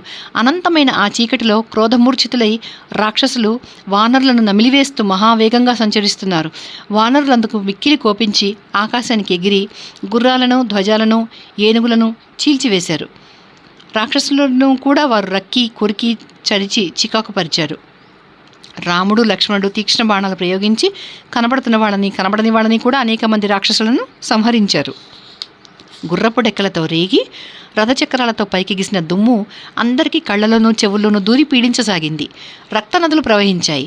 ఆ చీకటిలో, ఆ దుమ్ములో, ఆ రక్తంలో భేరీభాంకారాలు, శంఖారావాలు మిళితమై గంభీరంగా వినిపిస్తున్నాయి. వానరుల్లోనూ రాక్షసుల్లోనూ పడిపోయిన వాళ్ల మూలుగులు, పోరుతున్న వాళ్ల అరుపులు చాలా భయంకరంగా ఉన్నాయి. శవాలతోనూ, విరిగిపోయిన ఆయుధాలతోనూ, బండరాళ్లతోనూ, చెట్లతోనూ, రక్తమాంసాలతోనూ ఆ యుద్ధభూమి అడుగుపెట్టడానికి వీలు లేకుండా అయిపోయింది. ఆ రాత్రి లోకక్షయంకరమైన కాళరాత్రి అయిపోయింది. ఆ చీకటిలో రాక్షసుల బాణాలు విడుస్తూ రాముని మీదికే ఉరికారు. ఆ రాక్షసుల సింహనాదాలు ప్రళయకాలంలో సప్తసముద్రాల ఘోర ధ్వనుల్లా ఉన్నాయి. కానీ ఆ చీకట్లోనే రాముడు క్షణంలో 6 బాణాలతో 6 రాక్షసులను చంపేశాడు. రాముని బాణాలు సహించలేక యమశత్రుడు, మహాపార్షుడు, మహోదరుడు, వజ్రదంష్టుడు, ఉత్తరద్వారం రక్షిస్తున్న శుకసారణులు బ్రతుకుజీవుడా అని పారిపోయారు. రాముని తీక్ష్ణ బాణాలతో, మెరుపు తీగలతోలాగా యుద్ధభూమి అంతటా వెలుగు ఏర్పడింది. రాముడి మీదికి వచ్చిన మరికొందరు రాక్షసులు కూడా అగ్గిలో పడ్డ మిడతల్లాగా మాడిపోయారు. రాక్షసుల సింహనాదాలు, వానరుల పెడబొబ్బలు మరీ ప్రబలిపోయాయి. దాంతో త్రికూట పర్వతం ఊగిపోయింది. కొండముచ్చులు ఆ చీకటిలో రాక్షసులను పట్టుకుని తినేయసాగారు. అంగదుడు ఇంద్రజిత్తుని కూల్చదలిచి ముందతని సారథిని, గుర్రాలను చంపేశాడు. దాంతో ఇంద్రజిత్తు రథం విడిచిపెట్టి అక్కడే మాయమైపోయాడు. వాలిపుత్రుడైన అంగదుని ఆ ప్రతాపం చూసి రామలక్ష్మణులు ఎంతో సంతోషించారు. ఇంద్రజిత్తు శక్తి సామర్థ్యాలు బాగా ఎరిగిన అది చూసిన వారందరూ అంగదుడిని చాలా మెచ్చుకున్నారు. వానర యోధులు అనేకులు, సుగ్రీవుడు, విభీషణుడు శబాష్ అని అంగదుడిని ప్రశంసించారు. ఇంద్రజిత్తు ఈ పరాభవంతో చాలా క్రుద్ధుడైపోయాడు. అప్పుడు రాముడు వానరులందరినీ చూసి, మీరందరూ సుగ్రీవుని దగ్గర జాగ్రత్తగా ఉండండి. వాడికి బ్రహ్మవరం ఉంది. దాంతో వాడు త్రిలోకాలను పీడిస్తున్నాడు. నా కోసం మీరిప్పుడు ఓర్పు వహించాలి అని చెప్పాడు. ఇలా చెబుతూ ఉండగానే రాముని మీద, లక్ష్మణుని మీద ఇంద్రజిత్తు ఘోరాలైన నాగాస్త్రాలు ప్రయోగించసాగాడు. దాంతో వాడు వారిని శరీరమంతటా కొట్టాడు. దాంతో వారిని బంధించి వేశాడు. వానరులందరూ ఇది చూశారు. 46. ఇంద్రజిత్తు బాణాలతో రామలక్ష్మణులు పడిపోవడం. రాముడు ఇంద్రజిత్తు ఎక్కడున్నాడో చూసిరమ్మని సుషేనుడి కొడుకులిద్దరిని, నలుణ్ణి, అంగదుణ్ణి, శరభుణ్ణి, వినతుణ్ణి, జాంబవంతుణ్ణి, సానుపస్థుణ్ణి, ఋషభస్కందుణ్ణి పంపాడు. వాళ్ళు 10 మంది పెద్ద పెద్ద చెట్లు పుచ్చుకుని ఆకాశంలో బయలుదేరారు. కానీ తీక్ష్ణాస్త్రాలు వేసి ఇంద్రజిత్తు వారి వేగం తగ్గించాడు. ఎంత ప్రయత్నం చేసినా వాళ్ళు ఇంద్రజిత్తును కనుక్కోలేకపోయారు. దీనికి సాయం ఇంద్రజిత్తు రామలక్ష్మణులనే బాణాలతో కొట్టసాగాడు. ఆ దెబ్బలతో చాలా ఎక్కువగా రక్తం స్రవించగా వారిద్దరూ విరగబూసిన మోదుగు చెట్టలా ఉన్నారు. అలా కొడుతూనే అలా మాయమై ఉండే ఇంద్రజిత్తు పళ్ళు పటపట కొరుకుతూ రామలక్ష్మణులను చూసి, నేను అంతర్ధానం అయి యుద్ధం చేసేటప్పుడు దేవరాజైన మహేంద్రుడు కూడా నన్ను సమీపించలేడు, నన్ను చూడను లేడు. మిమ్మల్ని ఇద్దరిని బాణాలతో ముంచేసి ఇప్పుడే యమలోకానికి పంపిస్తాను అని చెప్పి మళ్ళీ బాణాలతో కొట్టి వికవిక నవ్వుతూ సింహనాదం చేశాడు. మళ్ళీ బాణాలు వేశాడు. రామలక్ష్మణులను ప్రతి అవయవం మీద కొట్టి చీకాకు పరిచాడు. దాంతో వారు క్షణంలో చూపు లేకుండా అయిపోయారు. వారి శరీరం నిండా బాణాలు గుచ్చుకుని ఉన్నాయి. ఉండుండి వారు వణికిపోతూ ఇంద్రధ్వజాలాగా నేల మీద పడిపోయారు. వారి శరీరాల మీద అంగుళమైన బాణం తగలని చోటు లేదు. అది ప్రశ్రవణ పర్వతం మీద నుంచి సెలయేరులు ప్రవహించేటట్టు వారి శరీరాల నుంచి రక్తం వరదలు కట్టింది. ముందు రాముడు పడిపోయాడు. ఇంద్రజిత్తు వారిని నారాచాలు, అర్ధనారాచాలు, భల్లాలు, అంజలికాలు, వత్సదంతాలు, సింహధనుష్ఠులు, అర్ధచంద్ర బాణాలు మొదలైన వివిధ బాణాలతో కొట్టాడు. రాముడు పడిపోయిన ఎక్కుపెట్టబడి ఉండిన ధనుస్సు అతని చేతిలోనే ఉంది. అలా ఉండిన రాముడిని చూసి లక్ష్మణుడు ప్రాణం మీద ఆశ వదులుకున్నాడు. రాముడు భూమి మీద పడి ఉన్నందుకు అతను చాలా దుఃఖించాడు. వానరులు కూడా ఎంతో దుఃఖించారు. 47 రామలక్ష్మణులను కొట్టేశానని ఇంద్రజిత్తు రావణుడితో చెప్పడం. అటు పైకి ఇటు కిందికి చూస్తున్న వానరులు రామలక్ష్మణులు పడిపోవడం చూశారు. వాన కురిసి వెలిసినట్టు ఇంద్రజిత్తు ఊరుకోగానే విభీషణుడు అప్పుడు సుగ్రీవునితో కూడా అక్కడికి వచ్చాడు. చేష్టలు తక్కి మెల్లిమెల్లగా నిట్టూర్పులు విడుస్తూ రక్తంలో తేలుతున్న రామలక్ష్మణులను చూసి నీలుడు, ద్వివిధుడు, మైందుడు, సుషేనుడు, కుముదుడు, అంగదుడు, హనుమంతుడు ఎంతో విచారించారు. తక్కిన వానరులు కూడా చాలా దుఃఖించారు. అందరూ ఆకాశం కేసి చూశారు, కానీ ఎవరికీ ఇంద్రజిత్తు కనపడలేదు. విభీషణుడు మాయలన్నీ ఎరిగినవాడు కనుక ఇంద్రజిత్తుని చూశాడు.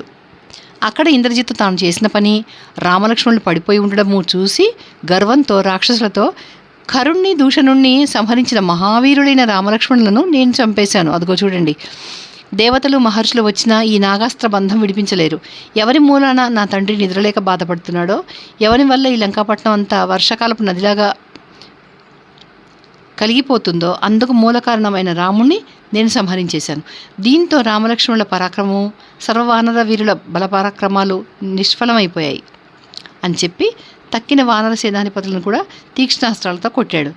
అందులో నీలుణ్ణి 9 బాణాలతో కొట్టాడు. మైందుడిని, ద్వితుడిని 3 బాణాలతోనూ, జాంబవంతుని 1 బాణంతోనూ, హనుమంతుని 10 బాణాలతోనూ, గవాక్షుని, శరభుణ్ణి 2 బాణాలతోనూ, అంగదుడిని అనేక బాణాలతోనూ బాధించి సింహనాదం చేశాడు. ఇదంతా చేసి అతను నవ్వి గొంతెత్తి, రాక్షస వీరులారా, ఇదిగో రామలక్ష్మణులను నేను శరబంధంతో కట్టి నేల మీద పడేశాను చూడండి అని చెప్పాడు. అది చూసి రాక్షసులందరూ చాలా ఆశ్చర్యపడ్డారు. రాముడు చనిపోయాడు అనుకుని వాళ్ళు సింహనాదాలు చేస్తూ ఇంద్రజిత్తుని చాలా మెచ్చుకున్నారు. ఇంద్రజిత్తు కూడా ఉచ్ఛ్వాస నిశ్వాసాలు లేకుండా పడి ఉన్న రామలక్ష్మణులను చూసి వారు చనిపోయారనే భావించాడు. అలా అనుకుని అతను పరమానందంతో లంకాపట్నంలోకి వెళ్ళి రాక్షసులకందరికీ ఆనందం కలిగించాడు. ప్రతి అంగుళానికి రాముని శరీరం అంతా బాణాలతో నిండి ఉండడం చూసి సుగ్రీవుడు చాలా విచారించాడు. అది గుర్తించి విభీషణుడు, సుగ్రీవ భయపడకు, విచారించకు, కళ్ళనీళ్ళు తుడుచుకో, యుద్ధాలంటే ఇలాగే ఉంటాయి, విజయం స్థిరం కాదు, మన అదృష్టం ఏమైనా మిగిలి ఉంటే రామలక్ష్మణుల మూర్ఛ తగ్గిపోతుంది, నువ్వు ధైర్యం నిలుపుకో, అనాథరైన నాకు ధైర్యము కలిగించు, సత్యంలోనూ ధర్మంలోనూ నమ్మకము గౌరవభావం కలవాళ్ళకి మృత్యు భయం లేదు అని చెప్పి సుగ్రీవుని కళ్ళనీళ్ళు తుడిచి, సుగ్రీవ, ఇది విచారించవలసిన కాలం కాదు, అతి విచారం మరణానికి కారణం అవుతుంది, అంచేత సర్వమూ చెరచే అధైర్యం విడిచి రాముని కోసం వచ్చిన ఈ వానర సైన్యం విషయం ఆలోచించు. అదికాక తెలివి వచ్చేదాకా రామలక్ష్మణులను కాపాడు, తెలివి వచ్చిన తర్వాత వీరే మనందరినీ కాపాడతారు. రామునికి ఏమీ భయం లేదు, రాముడు చచ్చిపోడు, చనిపోయిన వాళ్ళ మొహాలు ఇంత కళగా ఉండవు, కనుక నువ్వు ధైర్యం చెప్పుకో, సేనకు కూడా ధైర్యం కలిగించు. ఇంతలో నేనంతా చక్కబెడతాను. ఇదిగో వానరులందరూ ఒకళ్ళకొకరు చెవులో చెప్పుకుంటూ భయపడుతున్నారు, నేను ఇదే అంతటా తిరుగుతూ ధైర్యం కలిగిస్తాను. దాంతో వారు వాడిపోయిన పూలదండ తీసి పారేసేటట్టుగా భయం విడిచిపెడతారు అని ఊరడించాడు. సర్వసైన్యంతోనూ లంకాపట్నంలోకి వెళ్ళి ఇంద్రజిత్తు రావణుని దగ్గరికి వెళ్ళి నమస్కరించి రామలక్ష్మణులు చనిపోయారు అని నివేదించాడు. అది విని మహానంద భరితుడై ఎగిరిపడ్డాడు రావణుడు. కొడుకుని కౌగిలించుకున్నాడు, శిరస్సు మూర్కొన్నాడు. వివరాలు చెప్పు అని అడగ్గా ఇంద్రజిత్తు సర్వమూ చెప్పాడు. అది విని రాముని వల్ల తనకు కలిగిన జ్వరం విడిచిపోగా రావణుడు తేలికపడ్డాడు. 48 త్రిజటా సీతకు రామలక్ష్మణులను చూపించడం.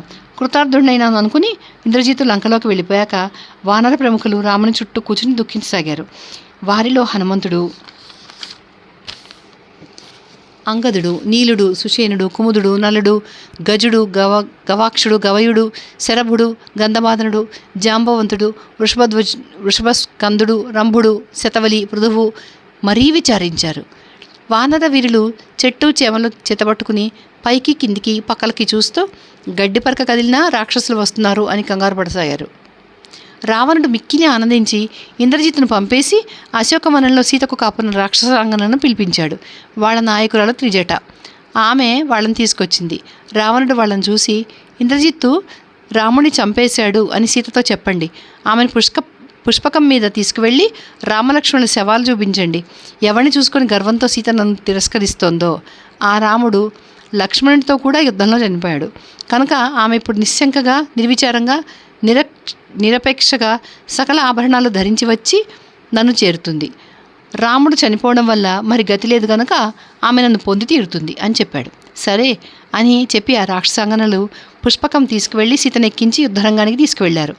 రావణుడు లంకంతా జెండాలతో అలంకరింపజేసి ఇంద్రజిత్తు రాముణ్ణి లక్ష్మణుని చంపేశాడు అని పట్నం అంతా చాటింపించాడు. పుష్పకం మీద వెళ్ళి సీత వానర సైన్యం అంతా పడి ఉండడం చూసింది. రాక్షసులందరూ ఉప్పొంగిపోతూ ఉండడం కూడా చూసింది. రామలక్ష్మణుల పక్కన కూర్చుని వానర ప్రముఖులు దుఃఖిస్తూ ఉండడం కూడా చూసింది. శరీరం అంతా బాణాలతో నిండిపోయి పడిపోయి ఉండిన రామలక్ష్మణుని కూడా చూసింది. అది చూసి కింద పొర్లుతూ చాలా దుఃఖించింది. రామలక్ష్మణులు చావలేదు అని త్రిజట సీతకు ధైర్యం చెప్పడం. ఆ దుఃఖంలో సీత ఇలా అంది, సాముద్రికం తెలిసిన వారు నేను ముత్తైదువుగానే ఉంటానని, కుమారుల తల్లినవుతానని చెప్పారు. కానీ రాముడు చనిపోయాడు. వారి మాటలు అబద్ధమైపోయాయి. విషయజ్ఞులు నేను నా భర్తతో అనేక యజ్ఞాలు చేస్తానని, చివరికి అశ్వమేధం కూడా చేస్తానని చెప్పారు. అవేవి చేయకుండానే రాముడు చనిపోయాడు. వారు చెప్పింది అబద్ధమైపోయింది. సిద్ధాంతులు నేను నిత్య సుమంగళినై ఉంటానని చెప్పారు. రాముడు చనిపోయాడు. వారు అసత్యవాదులైపోయారు. నువ్వు వీరపార్థివ భార్య అవుతావని, ధనిరాలవని చెప్పిన వారందరూ అనృతవాదులైపోయారు. నా పాదాలలో పద్మరేఖలు స్పష్టంగా కనిపిస్తున్నాయి. ఇలాంటి లక్షణాలు గల స్త్రీలు భర్తతో సామ్రాజ్య పట్టాభిషేక భాగ్యం అనుభవిస్తారు. స్త్రీలకు వైధవ్యం కలిగించే లక్షణాలు ఏవి నా శరీరం మీద లేవు. నా కేశాలు సూక్ష్మాలు, సమాలు, నీలాలు అయి ఉన్నాయి. నా కనుబొమ్మలు కలిసి ఉండక విడివిడిగానే ఉన్నాయి.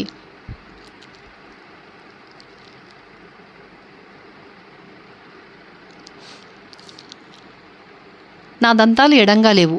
నా నేత్రపార్శ్వాలు, నేత్రాలు, చేతులు, పాదాలు, శీలమండలు అన్నీ బాగానే ఉన్నాయి. నా చేతి వేళ్ళు గుండ్రగా సమంగా ఉన్నాయి. గోళ్ళు గుండ్రగా ఉన్నాయి. నా శరీర రంగు రత్నకాంతిలో ఉంది. నా శరీరం మీద వెంట్రుకలు చాలా మృదువుగా ఉన్నాయి. నా కాలివేళ్ళు, అరికాళ్ళు నేల మీద బాగా ఆనుకొని ఉండడం వల్ల శాస్త్రజ్ఞులు చాలా మంచిదన్నారు. నా అరికాళ్లలోనూ అరిచేతులలోనూ యవచిహ్నాలు స్పష్టంగా ఉన్నాయి. నా వేళ్ళు సందు లేకుండానే ఉన్నాయి. కన్యా లక్షణాలు తెలిసిన బ్రాహ్మలు నేనెప్పుడూ చిరునవ్వు నవ్వుతూ ఉంటానని చెప్పారు. జ్యోతిష్శాస్త్రం తెలిసిన పండితులు నాకు నా భర్తతో కూడా సామ్రాజ్య పట్టాభిషేకం జరుగుతుందని చెప్పారు. కానీ అదంతా అబద్ధమైపోయింది. రామలక్ష్మణుల జనస్థానం అంతా వెతికి చివరకు నేనున్న చోటు తెలుసుకుని అక్షోభ్యమైన సముద్రం కూడా దాటి వచ్చి గోష్పాద మాత్రంలో విఫలులైపోయారు, చచ్చిపోయారు. రామలక్ష్మణులకు వారుణాస్త్రము, ఆగ్నేయాస్త్రము, ఐంద్రాస్త్రము, వాయువ్యాస్త్రము, బ్రహ్మశిరోస్త్రము తెలుసు. అలాంటి మహావీరులు నన్ను అనాథం చేసి చనిపోయారు. శత్రువైన వాడు మనోజీవం కలవాడైన రాముని కంట పడితే బ్రతికిపోలేడు. రాముడే తమ్మునితో కూడా యుద్ధరంగాన దీర్ఘనిద్ర పొందాడంటే ఇక కాలానికి అశక్యం కానిదేముంది. కౌశల్యం తలుచుకుంటే నాకు మహా దుఃఖం వస్తుంది. రాముని గురించి, లక్ష్మణుడి గురించి, నన్ను గురించి, నా తల్లిని గురించి కూడా నేనంత దుఃఖించను. ఆ మహా ఇల్లాలు 14 సంవత్సరాల వనవాస వ్రతం గడిపి సీతారాములు లక్ష్మణుడు ఎప్పుడు వస్తారా అని ఎదురు చూస్తూ ఉంది. సీత ఇలా తలుచుకు దుఃఖిస్తూ ఉండడం చూసి త్రిజట ఇలా ఊరడించింది. దేవి, నువ్వు అనవసరంగా విచారించకు. నీ భర్త బ్రతుకుతాడు. రాముడు లక్ష్మణుడు బ్రతికే ఉన్నారు అనడానికి నాకు అనేక శుభలక్షణాలు కనపడుతున్నాయి. యుద్ధంలో చనిపోయిన వాళ్ళు మొహాల మీద కోపచిహ్నాలు, ఆనంద లక్షణాలు ఉండవు. ఇంకా వీరిద్దరూ చనిపోయే ఉంటే దివ్యమైన ఈ పుష్పక విమానం నిన్ను భరించి ఉండదు. సేనాధిపతి చనిపోతే సేనంతా చుక్కాని కాడలేని నావలాగా దిక్కు లేకుండా అయిపోతుంది. కానీ ఇలా ఉండదు. ఈ సేన అంతా నిశ్చలంగా ఉంది. ఇది రామలక్ష్మణులను జాగ్రత్తగా కాపాడుతుంది. స్పష్టంగా కనపడుతున్న ఈ లక్షణాల వల్ల రామలక్ష్మణులు బ్రతికే ఉన్నారని ధైర్యంగా ఉండు. నేను ఇదంతా నీ మీద స్నేహం వల్ల చెప్తున్నాను. నేను ఇంతవరకు అబద్ధం ఆడి ఎరగను, ఇక ముందు ఆడను. ఇప్పుడు కూడా చెప్పడం లేదు. నువ్వు శీలవతివి, అంచేత నా మనసుకి ఎక్కావు. దేవతలే కాదు, దేవేంద్రుడైనా రామలక్ష్మణులను ఓడించలేడు. రామలక్ష్మణ దగ్గర మంచి లక్షణాలు చాలా ఉండడం చూసి నేను నీకు ఇది చెప్పదలుచుకున్నాను. ఒక మాట చూడు, వీరిద్దరూ మాట చూపు లేకుండా పడిపోయి ఉన్నారే, కానీ మొహాన కళతప్పి ఉన్నాయా? సాధారణంగా చచ్చిపోయిన వాళ్ళ మొహాలు చాలా వికృతంగా ఉంటాయి. కనుక సీత, శోకించకు, మోహపడకు, దుఃఖించకు. రామలక్ష్మణులు బ్రతికే ఉన్నారు. రామలక్ష్మణుల కోసం బ్రతికి ఉండడం నీకు అశక్యం కాదు. త్రిజట ఇలా దృఢంగా చెప్పాక సీత చేతులు జోడించుకుని, నువ్వు చెప్పింది యథార్థం కావాలి అంది. తర్వాత విమానం లంకలోకి వెళ్ళిపోయింది. సీత త్రిజటతోనూ తక్కిన రాక్షసాంగనలతోనూ విమానం దిగి అశోకవనంలో ప్రవేశించింది. కానీ అక్కడికి వెళ్ళాక ఆమె రామలక్ష్మణుల కోసం దుఃఖిస్తూనే ఉంది. 50వ సర్గ. లక్ష్మణుని చూసి రాముడు బహువిధాల దుఃఖించటం. తన చుట్టూ కూర్చుని సుగ్రీవాది వానరవీరులు విచారిస్తూ ఉండగా స్థైర్యం కలవాడు కనుక, సత్యవంతుడు కాబట్టి రాముడు మూర్ఛ తేరాడు. అతను కళ్ళు విప్పేటప్పటికీ నెత్తుటి వరదలో మునిగి ఉండిన లక్ష్మణుడు కనపడగా చాలా ఆదుర్దా పడిపోయి, నా తమ్ముడు యుద్ధంలో నిర్జితుడై పడిపోయి ఉండడం చూశాను. ఇక నాకు సీతతో ఏం పని? ప్రాణాలతో మాత్రం ఏం పని? మానవ లోకంలో వెతికితే నాకు సీత వంటి స్త్రీ దొరక్కపోదు. కానీ సచివుడు ధర్మాత్ముడు అయిన లక్ష్మణుని వంటి సోదరుడు దొరకడు. సుమిత్రానందవర్ధనుడైన లక్ష్మణుడు చనిపోయినట్లయితే ఈ వానర వీరులందరూ చూస్తుండగా నేను నా ప్రాణాలు విడిచేస్తాను. నేను కౌసల్యకేమి చెబుతాను? సీతకేమి చెబుతాను? కొడుకును చూడాలని ఎదురు చూస్తూ ఉన్న సుమిత్రకేమి చెబుతాను? నేను లక్ష్మణుడు లేకుండా వెళ్ళి ఆమెను ఏమని ఊరడించగలను? నాతో కూడా వనవాసానికి వచ్చిన లక్ష్మణుడు కూడా లేకుండా వెళ్ళి భరతుడికి ఏమి చెప్పను? శత్రుఘ్నుడికి మాత్రం ఏం చెప్పను? సుమిత్ర నిందిస్తే ఎలా సహించగలను? నేను ఇక్కడే ప్రాణాలు విడిచిపెట్టేస్తాను. ఇక బ్రతకలేను. నా కోసం లక్ష్మణుడు చనిపోతే నా బ్రతుకు కాల్చనా? లక్ష్మణ, నేను దుఃఖిస్తూ ఉంటే నన్ను ఎప్పుడు నువ్వు ఆశ్వాసించేవాడివి. ఇప్పుడు నేను ఎంత దుఃఖిస్తున్నా మాట్లాడవేమిటి? ఇక్కడ అనేక మంది రాక్షసులను సంహరించిన లక్ష్మణుడు ఇక్కడే నిహతుడై పడి ఉన్నాడు. బాణాలతో నిండి శరతల్పం మీద ఉన్నట్లున్న ఈ లక్ష్మణుడు అస్తమించే సూర్యుడిలా ఉన్నాడు. లక్ష్మణుడు నేను అడవులకు వస్తూ ఉంటే నా వెంట పడ్డాడు. అతను యమపురికి వెళుతున్నాడు కనుక అతన్ని నేను అనుసరిస్తాను. ఎల్లప్పుడూ బంధుజనులను నన్ను అనుసరించి ఉండే లక్ష్మణుడు నా మూలాన ఇలాంటి అవస్థ పాలైనాడు. ఎంత కోపం వచ్చినా ఇతను వ్యతిరేకం చెప్పి ఎరగడు, పరుషంగా మాట్లాడి ఎరగడు. 1000 చేతులు కలవాడు కనుక కర్తవీర్యార్జునుడు ఏకకాలంలో 500 బాణాలు విడుస్తాడు. కానీ ఆ మాత్ర కాలంలో లక్ష్మణుడు 2 చేతులతోనే అంతకంటే ఎక్కువ బాణాలు విడవగలడు. తన బాణాలతో ఇంద్రుని బాణాలు కూడా కొట్టేయగల లక్ష్మణుడు గొప్ప శయ్య మీద పరుండ తగ్గవాడై ఉండి కూడా ఇలా కటిక నేల మీద పడుకున్నాడు. నేను విభీషణుడికి రాక్షస రాజ్యం పట్టం కట్టలేకపోయాను. ఈ దుఃఖానికి తోడు ఈ మిథ్యా ప్రలాపం కూడా నన్ను దహించేస్తుంది. సుగ్రీవ, వానరసేనను వెంట పెట్టుకుని నువ్వు ఇప్పుడే కిష్కింధకు వెళ్ళిపో. లేకపోతే నేను లేననుకుని రావణుడు నిన్ను తరిమి కొడతాడు. అంగదుణ్ణి, నీలుణ్ణి, నలుణ్ణి, తక్కిన వారిని వెంట పెట్టుకుని వెంటనే నువ్వు సముద్రం దాటిపో. హనుమంతుడు ఎవరూ చేయలేని పని చేశాడు. జాంబవదాదులు కూడా గొప్పగా యుద్ధం చేశారు. అందుకు నేను చాలా సంతోషించాను. అంగదుడు, మైందుడు, ద్వివిధుడు చాలా కష్టపడ్డారు. కేసరి, సంపాతి ఘోర యుద్ధం చేశారు. గవయుడు, గజ్జుడు, గవాక్షుడు, శరభుడు మొదలైన వారు ప్రాణాలకు తెగించి నా కోసం చాలా గొప్పగా యుద్ధం చేశారు. సుగ్రీవ, ఏం చేసినా మనుషులు దైవాజ్ఞ ఉల్లంఘించలేరు కదా. స్నేహితుడు ఎంతవరకు చేయగలడో అంతా నువ్వు నాకు చేశావు. వానర ప్రముఖులారా, శక్తివంచన లేకుండా మీరు మిత్రకార్యం నిర్వహించారు. ఇదిగో నేను అనుజ్ఞయిస్తున్నాను, యథేచ్ఛగా వెళ్ళిపోండి అని బహువిధాలా విచారించి చివరికి ఇలా చెప్పాడు. అది విని వానరులందరూ కళ్ళలో నీళ్లు పెట్టుకున్నారు. ఇంతలో సైనికులకందరికీ ధైర్యం చెప్పి విభీషణుడు గదాపాణి వచ్చాడు. కాటుక కొండలాగా వస్తున్న అతన్ని చూసి వానరులందరూ ఇంద్రజిత్తే వస్తున్నాడు అనుకుని పారిపోయినారు. 51. గరుత్మంతుడు వచ్చి రామలక్ష్మణులను తేర్చడం. సుగ్రీవుడు సుడిగుండాన తగులుకున్న నావలాగా వానరసేన ఇంత కంగారు పడుతుందేమిటి అని అడిగాడు. అందుకు అంగదుడు, రామలక్ష్మణులు పడిపోయి ఉండడం నువ్వు చూడలేదా అని అడిగాడు. దాని మీద సుగ్రీవుడు, ఇప్పుడు కలిగిన భయానికి అదొకటే కారణం కాదు. ఈ వానరులు తలో దిక్కుకి పారిపోతున్నారు. ప్రతివాడు సిగ్గు లజ్జా విడిచి వెనక్కి చూడకుండా పరిగెడుతున్నాడు. పడిపోయిన వాడిని లేవతీయకుండా వాడి మీద నుంచే దాటిపోతున్నారు అన్నాడు. ఇంతలో గదాపాణి అయిన విభీషణుడు వచ్చి సుగ్రీవునికి జయం పలికి రాముని చూశాడు. సుగ్రీవుడు విభీషణుడు రావడం చూసి జాంబవంతునితో, వచ్చినవాడు విభీషణుడు, ఇతన్ని చూసి మన వాళ్ళు ఇంద్రజిత్ అనుకుని పారిపోతున్నారు. వాళ్ళనందరినీ వచ్చినవాడు విభీషణుడు అని చెప్పి మళ్ళించు అన్నాడు. జాంబవంతుడు అలా చేయగా ధైర్యం చిక్కబట్టుకుని వానరులందరూ మళ్ళీ వెనక్కి వచ్చారు. విభీషణుడు పడి ఉన్న రాముణ్ణి లక్ష్మణుని చూసి చాలా బాధపడ్డాడు. తర్వాత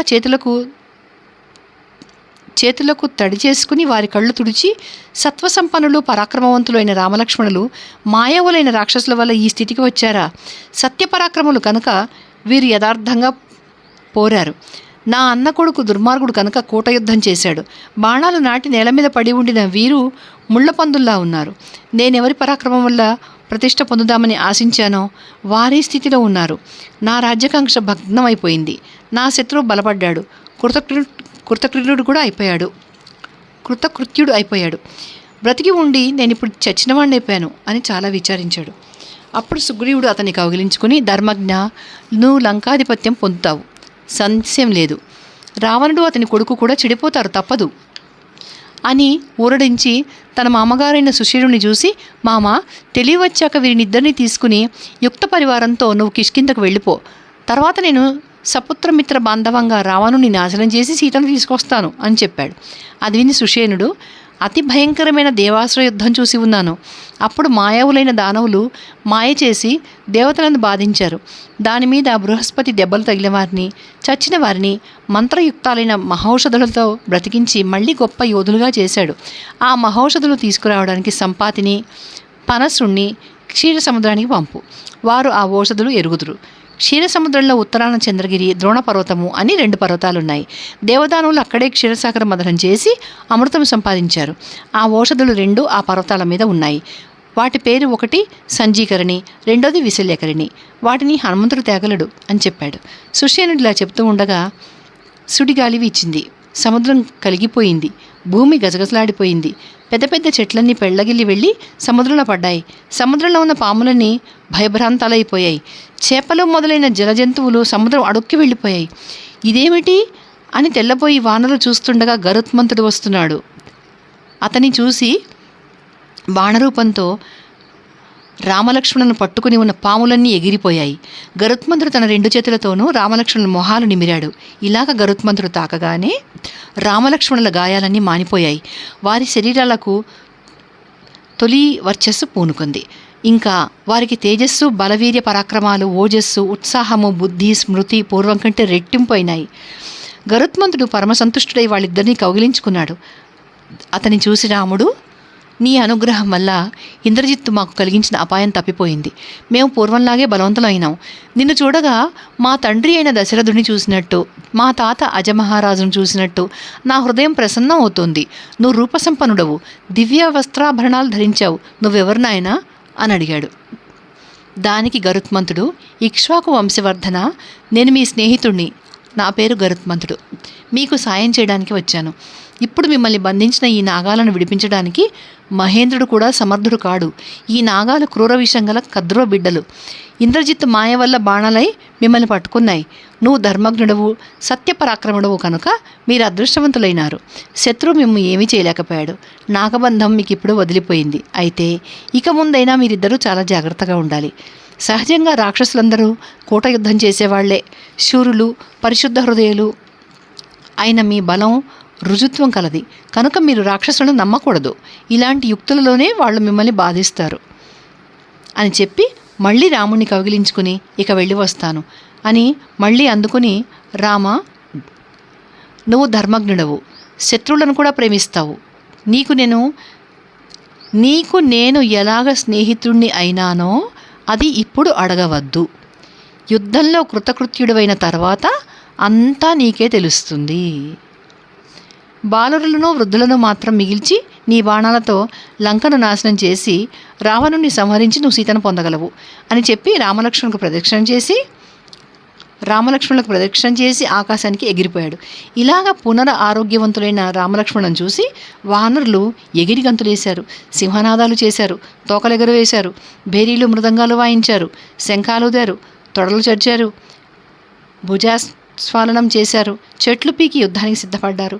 పరవళ్ళు తొక్కుతూ లంకా ద్వారాల మీదకి వెళ్ళారు. వారి సింహనాదాలు ఆ అర్ధరాత్రి సమయాన ఉరుముల్లాగా చాలా భయంకరంగా ఉన్నాయి.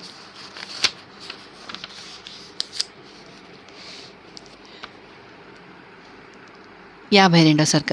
రావణాజ్ఞతో ధూమ్రాక్షుడు యుద్ధానికి బయలుదేరడం. స్నిగ్ధ గంభీరమైన ఆ ధ్వని రాక్షసులే కాక రావణుడు కూడా విన్నాడు. అప్పుడు రావణుడు మంత్రులను చూసి, మేఘాలు ఉరిమేటట్లు వానరులు మహోత్సాహంతో సింహనాదాలు చేస్తున్నారు. వారికేదో ఆనందం కలిగి ఉంటుంది, సందేహం లేదు. ఆ ధ్వనితో సముద్రం అంతా కలిగిపోతుంది. ఆ రామలక్ష్మణులు శరబద్ధులై ఉండడము, వానరులు సింహనాదాలు చేయడము చూస్తే నాకేదో సందేహం కలుగుతోంది అని పలికి భటులను చూసి, శోకించవలసిన సమయంలో వానరులు ఆనందధ్వానాలు చేస్తున్నారు, అదేమిటో త్వరగా చూసిరండి అని చెప్పాడు. వాళ్ళు వెళ్ళి ప్రాకారాలెక్కి జరుగుతున్నది చూసి తెల్లబోయి మెల్లగా రావణుడి దగ్గరికి వెళ్ళి సంగతంతా జాగ్రత్తగా చెప్పారు. శరముక్తులు కావడమే కాదు, రామలక్ష్మణులు మత్తేబహలాగా విజృంభిస్తున్నారు అని కూడా చెప్పాడు. అది విని రావణుడు తెల్లబోయి విషణ్ణ వదనుడై వరప్రభావంతో ఇంద్రజిత్తు వారిని ఘోరసర్పాల వంటి బాణాలతో కట్టేశాడు. నా శత్రువుల లాంటి బాణాలు కూడా విడిపించుకున్నారంటే ఈ రాక్షస బలానికి ఏదో చేటుమూడినట్టు కనిపిస్తోంది. ఇంతవరకు అనేక యుద్ధాలలో ఎందరో శత్రువులను నాశనం చేసిన వాసుకి సమానాలైన శరాలు వ్యర్థాలైపోవడమా అంటూ మండిపడుతూ నిట్టూర్పులు విడిచి ధూమ్రాక్షుడనే సేనాధిపతిని పిలిచి, వీరాది వీర, గొప్ప బలంతో వెళ్ళి శత్రువులను జయించిరా అని ఆజ్ఞాపించాడు. చిత్తం అని ధూమ్రాక్షుడు బయలుదేరాడు. అతని వెంట బయలుదేరిన రాక్షస సైనికులు ఆనవాళ్ళ కోసం గంటలు కట్టుకున్నారు. సహజంగానే వాళ్ళు ఘోరాకారులు. దానికి సాయం వికటంగా అరుస్తూ బయలుదేరారు. శూలాలు, ముద్గరాలు, గదలు, పట్టసాలు, ముసలాలు, పరిగలు, బిండివాలాలు, భల్లాలు, ప్రాసాలు, పరశ్వధాలు మొదలైన రకరకాల ఆయుధాలు పుచ్చుకుని నడిచి కొందరు, రథాలెక్కి కొందరు, గాడిదలెక్కి కొందరు, గుర్రాలెక్కి కొందరు, మదగజాలెక్కి కొందరు పులుల్లాగా బయలుదేరారు. ధూమ్రాక్షుడు రథం ఎక్కాడు. దానికి గాడిదలు కట్టారు. వాటి మొహాలు తోడేలు మొహాల్లాగా, సింహం మొహాల్లాగా ఉన్నాయి. ఆ రథం నడిస్తే పెద్ద చప్పుడవుతోంది. ధూమ్రాక్షుడు హనుమంతుడున్న పశ్చిమ ద్వారానికి వెళ్ళాడు. వెళుతూ ఉంటే వికృతాకారం గల ఘోరమైన పక్షులు కొన్ని ఆకాశాన నిలిచి వాణ్ణి వారించాయి. రథశిఖరం మీద ఒక పెద్ద గద్ద వాలింది. శవాలు తినే రాబందు జెండా మీద వాలింది. నెత్తుటితో తడిసిన మొండెం ఒకటి రథం ముందు పడింది. మేఘాలు నెత్తురు వాన కురిశాయి. భూమి గజగజలాడింది. గాలి ఎదురు తిరిగింది. చీకట్లు కమ్మి దిక్కులు తెలియలేదు. ధూమ్రాక్షుడు ఆ దుర్నిమిత్తాలు చూసి బెంగపెట్టుకున్నాడు. అయినా సాహసించి వెళ్ళి చంద్రోదయ సమయాన ఉప్పొంగే సముద్రంలా ఉన్న వానరసేన చూశాడు. 53. హనుమంతుడు ధూమ్రాక్షుని చంపడం. ధూమ్రాక్షుని రాక చూసి వానరులు సింహనాదం చేశారు. వెంటనే ఘోర యుద్ధం ప్రారంభమైంది. రాక్షసులు వివిధాయుధాలతో కొట్టగా వానరులు చెట్లతోనూ రాళ్లతోనూ కొట్టారు. ప్రతి వానర వీరుడు తన పేరు చెప్తూ రాక్షసులను చావబాదసాగాడు. కొందరు రాక్షసులు నెత్తురు కక్కుకుంటూ పడిపోయారు. కొందరు పిండి పిండి అయిపోయారు. కొందరు ముద్ద అయిపోయారు. కొందరు చెట్ల కింద అణిగిపోయారు. గుర్రాలు కూలాయి. ఏనుగులు పీనుగులైపోయాయి. రథాలు విరిగాయి. గాడిదలు పడిపోయాయి. వానరులు కొందరు రాక్షసులను గోళ్లతో పీకారు. కొందరిని కరిచారు. కొందరిని చరిచారు. ఇది చూసి రాక్షసులు కొందరు విజృంభించారు. ధూమ్రాక్షుడు మరీ మండిపోయాడు. వాళ్ళు ప్రాసాలతో కొందరిని, శూలాలతో కొందరిని, గదలతో కొందరిని, ముసలాలతో కొందరిని, ఇలాగ రకరకాలుగా కొందరు వానరులను సంహరించాడు. కొందరు వానరులు రెండేసి ముక్కలైపోయారు. కొందరు పేగులు బయటకు వచ్చాయి. కొందరు పారిపోయారు. సింహనాదాలు ప్రబలాయి. ఆయుధ ధనులు ఎగిశాయి. అల్లెతాడే తీగగా, ఎక్కిళ్లే తాళాలుగా, మూలుగులే సంగీతంగా. అప్పుడు యుద్ధగాంధర్వ విద్య చక్కగా రక్తికట్టింది. అందరిలోనూ ధూమ్రాక్షుడు ఎక్కువ వానరులను సంహరించాడు. అది చూసి హనుమంతుడు క్రుద్ధుడై పెద్ద బండరాయి ఎత్తి రథం మీద విసిరాడు. అది చూసి ధూమ్రాక్షుడు గభీమని రథం దిగి గద విసిరాడు. కానీ అంతలోనే ఆ బండరాయి రథం విరిచేసింది. ఆ దెబ్బ తాళలేక గుర్రాలు, సారథి చచ్చిపోయారు. ఇంతలో హనుమంతుడు మరికొందరు రాక్షసులను నాశనం చేసి మరో బండరాయి తెచ్చి మళ్ళీ ధూమ్రాక్షుడి మీద పడ్డాడు. ధూమ్రాక్షుడు గద పుచ్చుకుని ఎదురు తిరిగాడు. మళ్ళీ ఘోర యుద్ధం జరిగింది. ఇనప మేకులతో నిండి ఉండిన ఆ గదను ధూమ్రాక్షుడు హనుమంతుడి మీదికి విసిరేశాడు. హనుమంతుడు అది తప్పించుకుని పర్వత శిఖరం ఒకటి తెచ్చి ధూమ్రాక్షుడి మీద పడేశాడు. దాని కింద పడి ధూమ్రాక్షుడు పచ్చడైపోయాడు. అది చూసి అక్కడి రాక్షసులందరూ దిక్కు తెలియకుండా పారిపోయారు. హనుమంతుడు బ్రహ్మాండం బద్దలయ్యేటట్టు సింహనాదం చేయగా వానరులు అత్యానందంతో అతని చుట్టూ చేరి పూజించారు. 54.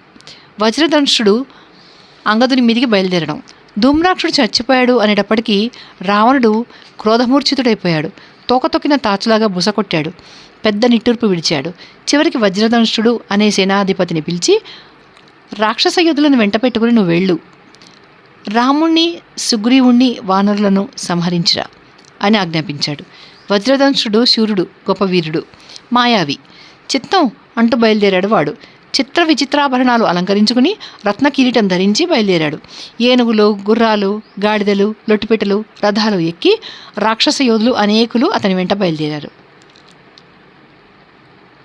కాల్బంటులకు లెక్కలేదు. అందరూ కర్రలు, రోకళ్ళు, శూలాలు, తోమరాలు, బిండివాలాలు, పాశాలు, శక్తులు, పట్టసాలు, ఖడ్గాలు, చక్రాలు, గదలు, పరశ్వధాలు పుచ్చుకున్నారు. అందరూ రంగురంగుల బట్టలు కట్టుకున్నారు. అందరూ అగ్నుల్లాగా వెలుగుతున్నారు.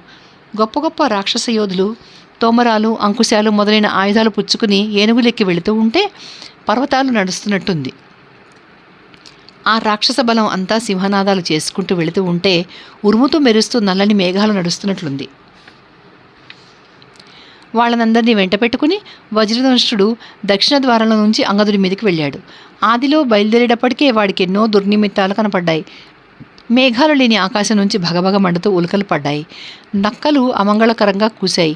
అనేక జాతుల క్రూరమృగాలు రాక్షసుల చావు సూచిస్తూ వికటంగా అరిచాయి.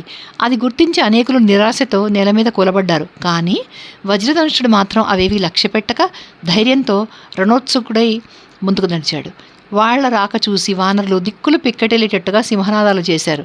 వెంటనే రాక్షసులకు వానరులకు సంకుల సమరం ప్రారంభమైంది. అనేకులు అటూ ఇటూ కూడా శరీరాలు తెగిపోయి తలలు ఎగిరిపోయి రక్తం కారుతూ పడిపోసాగారు. కొందరు ఒక్కొక్కరినే ఎదిరించి పోరసాగారు. చెట్లు, రాళ్లు, శస్త్రాలు వాడుతూ ఉంటే యుద్ధరంగం అంతటా భయంకరమైన శబ్దం బయలుదేరింది. రథనేమి ధ్వని, ధనుష్టంకారాలు, శంఖబేరి భాంకారాలు కలిగి అది మరింత దారుణం అయిపోయింది. వానర్లు అరచేతులతో చరిచి కొందరిని, కాళ్లతో తన్ని కొందరిని, పిడికిలతో పొడిచి కొందరిని, మోకాళ్లతోనూ మోచేతులతోనూ కుమ్మి కొందరిని, బరికి కొందరిని, కొరికి కొందరిని, రాళ్లతో కొట్టి కొందరిని, చెట్లతో మరికొందరిని రాక్షసులను ఘోరంగా సంహరించారు. అది చూసి వజ్రదంష్టుడు పాశహస్తుడైన యముడులాగా శత్రు సంహారం ప్రారంభించాడు. రాక్షస యోధులు కూడా క్రోధమూర్జితులై రకరకాల ఆయుధాలతో వానరులను సంహరించారు. అది చూసి వాలిపుత్రుడైన అంగదుడు దావానలం అయిపోయాడు. దాంతో అతను చెట్లు పుచ్చుకుని సింహం క్షుద్రముగాలను సంహరించేటట్లు రాక్షసులను దులిపి చంపసాగాడు. అతని మీదకి వెళ్ళిన రాక్షసులందరూ తలలెగిరిపోయి తాటి చెట్లలాగా కూలసాగారు. విరిగిపోయిన రథాలతోనూ, తెగిపోయిన వానర రాక్షసుల శరీరాలతోనూ, కూలిపోయిన గుర్రాలతోనూ, గాడిదలతోనూ, ఏనుగులతోనూ, లొట్టిపిట్టలతోనూ యుద్ధభూమి నిండిపోయింది. హారాలతోనూ, కేయూరాలతోనూ, రంగురంగుల వస్త్రాలతోనూ, శస్త్రాలతోనూ నిండి నక్షత్రాలతో నిండి ఉండిన శరద్రాత్రిలాగా కూడా ఉంది. సుడిగాలి వీస్తే మేఘాలు ఎగిరి తూలిపడేటట్లు అంగదుని ధాటికి ఆగలేక రాక్షసులు ఉణిగిపోయారు. 55. అంగదుడు వజ్రధనుష్ఠుడిని సంహరించడం. రాక్షసులు ఇలా అయిపోవడం, అంగదుడు జయించడం ఇవి చూసి సహించలేక వజ్రధనుష్ఠుడు ధనుస్సు పుచ్చుకుని వానర సైన్యం మీద శరవర్షం కురిపించాడు. రాక్షస యోధులు కూడా అనేక మంది రథాల మీద బయలుదేరి నానా రకాల ఆయుధాలతోనూ వానరులను కొట్టసాగారు. అందుకు రోషపడి వానరులు రాళ్ళు రప్పలు పుచ్చుకొని కలిసి తిరగబడ్డారు. రాక్షసులు రకరకాల ఆయుధాలు వేల కొద్దీ వానరుల మీదకి విసిరారు. వానరులు పెద్ద చిన్న అని చూడకుండా చెట్లు, బండరాళ్ళు, పర్వతాలు రాక్షసుల మీదకి విసిరేశారు. ఇటు రాక్షసులు అటు వానరులు కూడా వెనుదీయకపోవడం వల్ల యుద్ధం ఘోరమైపోయింది. ఇటు అటు కూడా కొందరి తలలు ఎగిరిపోయాయి, కొందరి చేతులు తెగిపోయాయి, కొందరి డొక్కలు చినిగిపోయాయి, కొందరి కాళ్ళు ఎగిరిపోయాయి. వాళ్ళందరూ యుద్ధభూమిలో పడిపోయి రక్తంలో తేలిపోసాగారు. అక్కడ కాకులు, గద్దలు, రాబందులు, నక్కలు స్వేచ్ఛగా తిరుగుతున్నాయి. ఉన్నట్టుండి ఉప్పెనలాగా ఎగిసి వానర సైన్యం రాక్షసులను ముంచేసింది. అది చూసి వజ్రధనుష్ఠుడు రోషతామ్రక్షుడై వానరుల మీద మళ్లీ శరవర్షం కురిపించాడు. ఒక్కొక్క బాణంతో వాడు 5గురిని, 6గురిని, 7గురిని, 8 మందిని, 9 మందిని కూడా వానరులను సంహరిస్తున్నాడు. ఆ ఉద్ధతి భరించలేక వానరులు అంగదుడి దగ్గరికి పారిపోయారు. అది చూసి అంగదుడు వజ్రధనుష్ఠుడి మీద పడ్డాడు. వెంటనే అంగదుడు, వజ్రధనుష్ఠుడు సింహాల్లాగా, ఏనుగులాగా ద్వంద్వ యుద్ధం ప్రారంభించారు. తోమరాలతోనూ ఏనుగును కొట్టేటట్లు వజ్రధనుష్ఠుడు వేల కొద్ది బాణాలతో అంగదుడిని కొట్టాడు. శరీరం అంతా రక్తం కారుతుండగా అంగదుడు వజ్రధనుష్ఠుడి మీద ఒక పెద్ద చెట్టు విసిరాడు. వజ్రధనుష్ఠుడు దాన్ని ముక్కలు ముక్కలుగా కొట్టేగా అంగదుడు ఒక పర్వతం విసిరాడు. అది చూసి వజ్రధనుష్ఠుడు గదాపాణి అయి రథం విడిచి కిందికి దిగాడు. ఒక్క అంగలో ముందుకు వెళ్ళి అంగదుడు ఆ గదను లాక్కున్నాడు. ఇంతలో ఆ పర్వతం పడి వజ్రధనుష్ఠుని రథం గుర్రాలతో కూడా పచ్చడైపోయింది. అంగదుడు మళ్ళీ మరొక పర్వతం ఎత్తి వజ్రధనుష్ఠుడి మీదకి విసిరాడు. దాంతో వజ్రధనుష్ఠుడు నేల మీద పడి మూర్ఛపోయాడు. కానీ ఒక్క క్షణంలో తేరుకుని వాడు మరో గద పుచ్చుకుని అంగదుడి వక్షస్థలం మీద కొట్టాడు. అయినా లాభం లేకపోగా గద పారవేసి వజ్రధనుష్యుడు ముష్టి యుద్ధానికి స్థిరపడ్డాడు. ఇద్దరూ సమానంగా కొట్టుకున్నారు. ఇద్దరికీ రక్తాలు కారాయి. అయినా అంగారక బుద్ధుల్లాగా వాళ్ళు పోరుతూనే ఉన్నారు. కొంతసేపయ్యాక అంగదుడు అతిలాఘవంగా తప్పించుకుని ఒక పెద్ద చెట్టు పెరిగి వాని మీద పడేశాడు. వజ్రధనుష్యుడు కూడా ఒక చెట్టు విసిరాడు. అంగదుడు కత్తి డాలు పుచ్చుకోగా వజ్రధనుష్యుడు కత్తి డాలు తీశాడు. జయకాంక్షలై మళ్ళీ ఇద్దరు సమంగా పోరారు. ఇద్దరికి గాయాలు తగిలాయి. ఇద్దరు పూసిన మోదుగ చెట్టులాగా అయిపోయారు. కొంతసేపటికి అలసట వచ్చి మోకాళ్ళ మీద కూర్చున్నారు. కానీ క్షణంలో అంగదుడు లేచి తోకతొక్కిన తాచులాగా మండిపడుతూ ఖడ్గంతో వజ్రధనుషుని తల నరికేశాడు. అది చూసి రాక్షసులు లంకలోకి పరిగెత్తారు. వానరులు వాళ్ళని తరిమి తరిమి కొట్టి అంగదుడిని చుట్టుకుని హర్షధ్వానాలు చేశారు. 56. రావణుడు వానరుల మీదికి అకంపనుని పంపడం. వజ్రధనుషుడు హతుడైపోయినాడని విని రావణుడు, ఇప్పుడు అకంపనుని వెళ్ళమనండి, భీమవిక్రములైన రాక్షసులను అతనితో పంపు. అకంపనుడు గొప్ప యోధుడు, శత్రువులను సంహరించగలడు, తన సేనను రక్షించుకోగలడు, ఐశ్వర్యం సంపాదించాలని ఆశపడుతున్నాడు. నా శ్రేయస్సు కోరేవాళ్లలో అతను ముఖ్యుడు. యుద్ధం అంటే అతనికి చాలా సంబరం కూడాను. అతను రామలక్ష్మణులను, సుగ్రీవుణ్ణి, తక్కిన వానరులను జయించగలడు అని సేనాధిపతికి ఆజ్ఞాపించాడు. సేనాధిపతి సర్వము సిద్ధం చేయంగా అకంపనుడు బయలుదేరాడు. అకంపనుడు మేఘం అంత ఉంటాడు. మేఘంలాగా నల్లగా ఉంటాడు. మేఘం ఉరిమినట్టు ఉరుముతాడు. వాణ్ణి దేవతలు కూడా కదపలేరు. వాడు మకర కుండలాలు ధరించి రథం ఎక్కి బయలుదేరాడు. కానీ వెళుతూ వెళుతూ ఉండగా వాడి గుర్రాలు అకస్మాత్తుగా దీనంగా అయిపోయాయి. వాడి ఎడమ కన్ను అదిరింది. మొహం తెల్లబారింది. కంఠం గద్గదిగం అయిపోయింది. అంతవరకు సుదినంగా ఉన్నది దుర్దినమైపోయింది. పక్షులు, మృగాలు వికారంగా కూశాయి. కానీ సింహస్కందుడు, శార్దూల పరాక్రముడు అయిన అకంపనుడు ఆ దుర్నిమిత్తాలు లక్ష్య పెట్టకుండా యుద్ధరంగానికి వెళ్ళిపోయాడు. వాళ్ల ధ్వని విని వానరులు ఉలిక్కిపడి చెట్లు, చేమలు, రాళ్ళు, రప్పలు పుచ్చుకుని సిద్ధపడ్డారు. క్షణంలో ఉభయపక్షాలు కలపటం అయిపోయింది. వానరులు, రాక్షసులు కూడా బలవంతులే, అందరూ శూరులే, అందరూ పర్వతాలాంటి వాళ్లే. ఇక భేదం ఏమిటి అంటే రాక్షసులు రావణుడి కోసము, వానరులు రాముని కోసము ప్రాణాలకు తెగించి ఉన్నారు. వాళ్ళు వీళ్ళు చేసిన సింహనాదాలతో భూనభోంతరాళాలు దద్దరిల్లిపోయాయి. వాళ్ళు వీళ్ళు తొక్కిన పరవళ్లతో ఎర్రని దుమ్ము రేగింది. దాంతో ఒకరికొకరు కనపడలేదు. జెండాలు కనపడలేదు. గుర్రాలు కనపడలేదు. ఏనుగులు, రథాలు కూడా కనపడలేదు. కత్తులు, కటార్లు కనపడలేదు. ధ్వని ఒక్కటే వినపడుతుంది. వానరులు వానరులను కూడా సంహరించారు. రాక్షసులను కూడా సంహరించారు. కొంతసేపటికి యుద్ధరంగంలో రక్తం వరదలై పారింది. దాంతో దుమ్ము అణిగిపోయింది. కత్తులతోనూ, గదలతోనూ, ముసలాలతోనూ, తోమరాదులతోనూ, చెట్లతోనూ, శిలలతోనూ రాక్షసులు, వానరులు చిత్తకొట్టుకున్నారు. వానరులు రాక్షసులను సంహరించారు. రాక్షసులు వానరులను నేలగూల్చారు. అకంపనుడు మిక్కిలి క్రుద్ధుడై ముందుకు వచ్చి రాక్షసులను రెచ్చగొట్టాడు. ఈలోపు కుముదుడు, నలుడు, మైందుడు, ద్వివిధుడు మొదలైన వానరవీరులు వచ్చి సింహనాదాలు చేశారు. వారిని చూసి వానరులు మహోత్సాహభరితులై రాక్షసుల మీదికి విరుచుకుపడ్డారు. ఈ వీడియో ఇక్కడ ఆపేద్దామండి. ఇప్పుడు ఈ వీడియోలో మనం గమనించిన ఒక అద్భుతమైన విషయం ఉంది. అది నాకు ఎప్పుడు చాలా చాలా ఇష్టం. అందుకే మీతో షేర్ చేసుకోవాలనుకుంటున్నాను. ఎందుకంటే నాగాస్త్రంతో రామలక్ష్మణులు నేలకూలినప్పుడు వారు కూడా అసహాయ స్థితిలో పడి ఉన్నారు. ఎందుకంటే వాళ్ళు మనుషులు కదా, మనుషుల అవతారంలో ఉన్నారు కదా. అందుకని వాళ్ళకి వాళ్ళ మహిమలు కానీ వాళ్ళ శక్తులు కానీ ఏవి తెలియదు వాళ్ళకి. ఫస్ట్ వాళ్ళ దేవతలని ఆయన విష్ణుమూర్తి అని ఆయనకి ఇది లేదు, ఆ ధ్యాస లేదు. ఆయన నరుణ్ణనే అనుకుంటున్నాడు. విష్ణుమూర్తి నరుడిలాగానే ప్రవర్తిస్తున్నాడు. లేకపోతే రావణాసుడికి చావులేదు కదా, అందుకని. అయితే ఆ సమయంలో తన ప్రభువు ఆపదలో ఉన్నాడు అని తెలిసి గరుత్మంతుడు ఎంత వేగంతో వచ్చాడో చూసారా? ఇది నిజంగా చాలా చాలా టచింగ్గా ఉంటుంది. ఎన్నిసార్లు అది విన్నా అది కళ్ళనీళ్ళు కారిపోతుంటాయి. అది ఒక పట్టలేనంత సంతోషంగా ఉంటుంది. అదొక ఫీలింగ్ అంతే, ఆ భక్తిభావం. అది మీరు చదివితే మీరు కూడా చాలా బాగా ఆస్వాదిస్తారు ఇది. ఎందుకంటే ఆయన ఎవరో గరుత్మంతుడికి తెలుసు. ఆయన వైకుంఠవాసి, శ్రీ మహావిష్ణువు. మరి ఆయనకి ఏదన్నా ఒక చిన్న ఆపద కానీ, భగవంతుడికి ఆపదే ఉంది కానీ ఆయనకి ఏదైనా చిన్న ఇబ్బంది కలిగితే అసలు భరించలేని వాడు కదా గరుత్మంతుడు. ఆయనతోనే ఉండేవాడు కదా ఎల్లప్పుడూ. అక్కడ తెలిసిపోయింది ఆయనకు వెంటనే స్వామి ఆపదలో ఉన్నాడు. వెంటనే వచ్చాడు.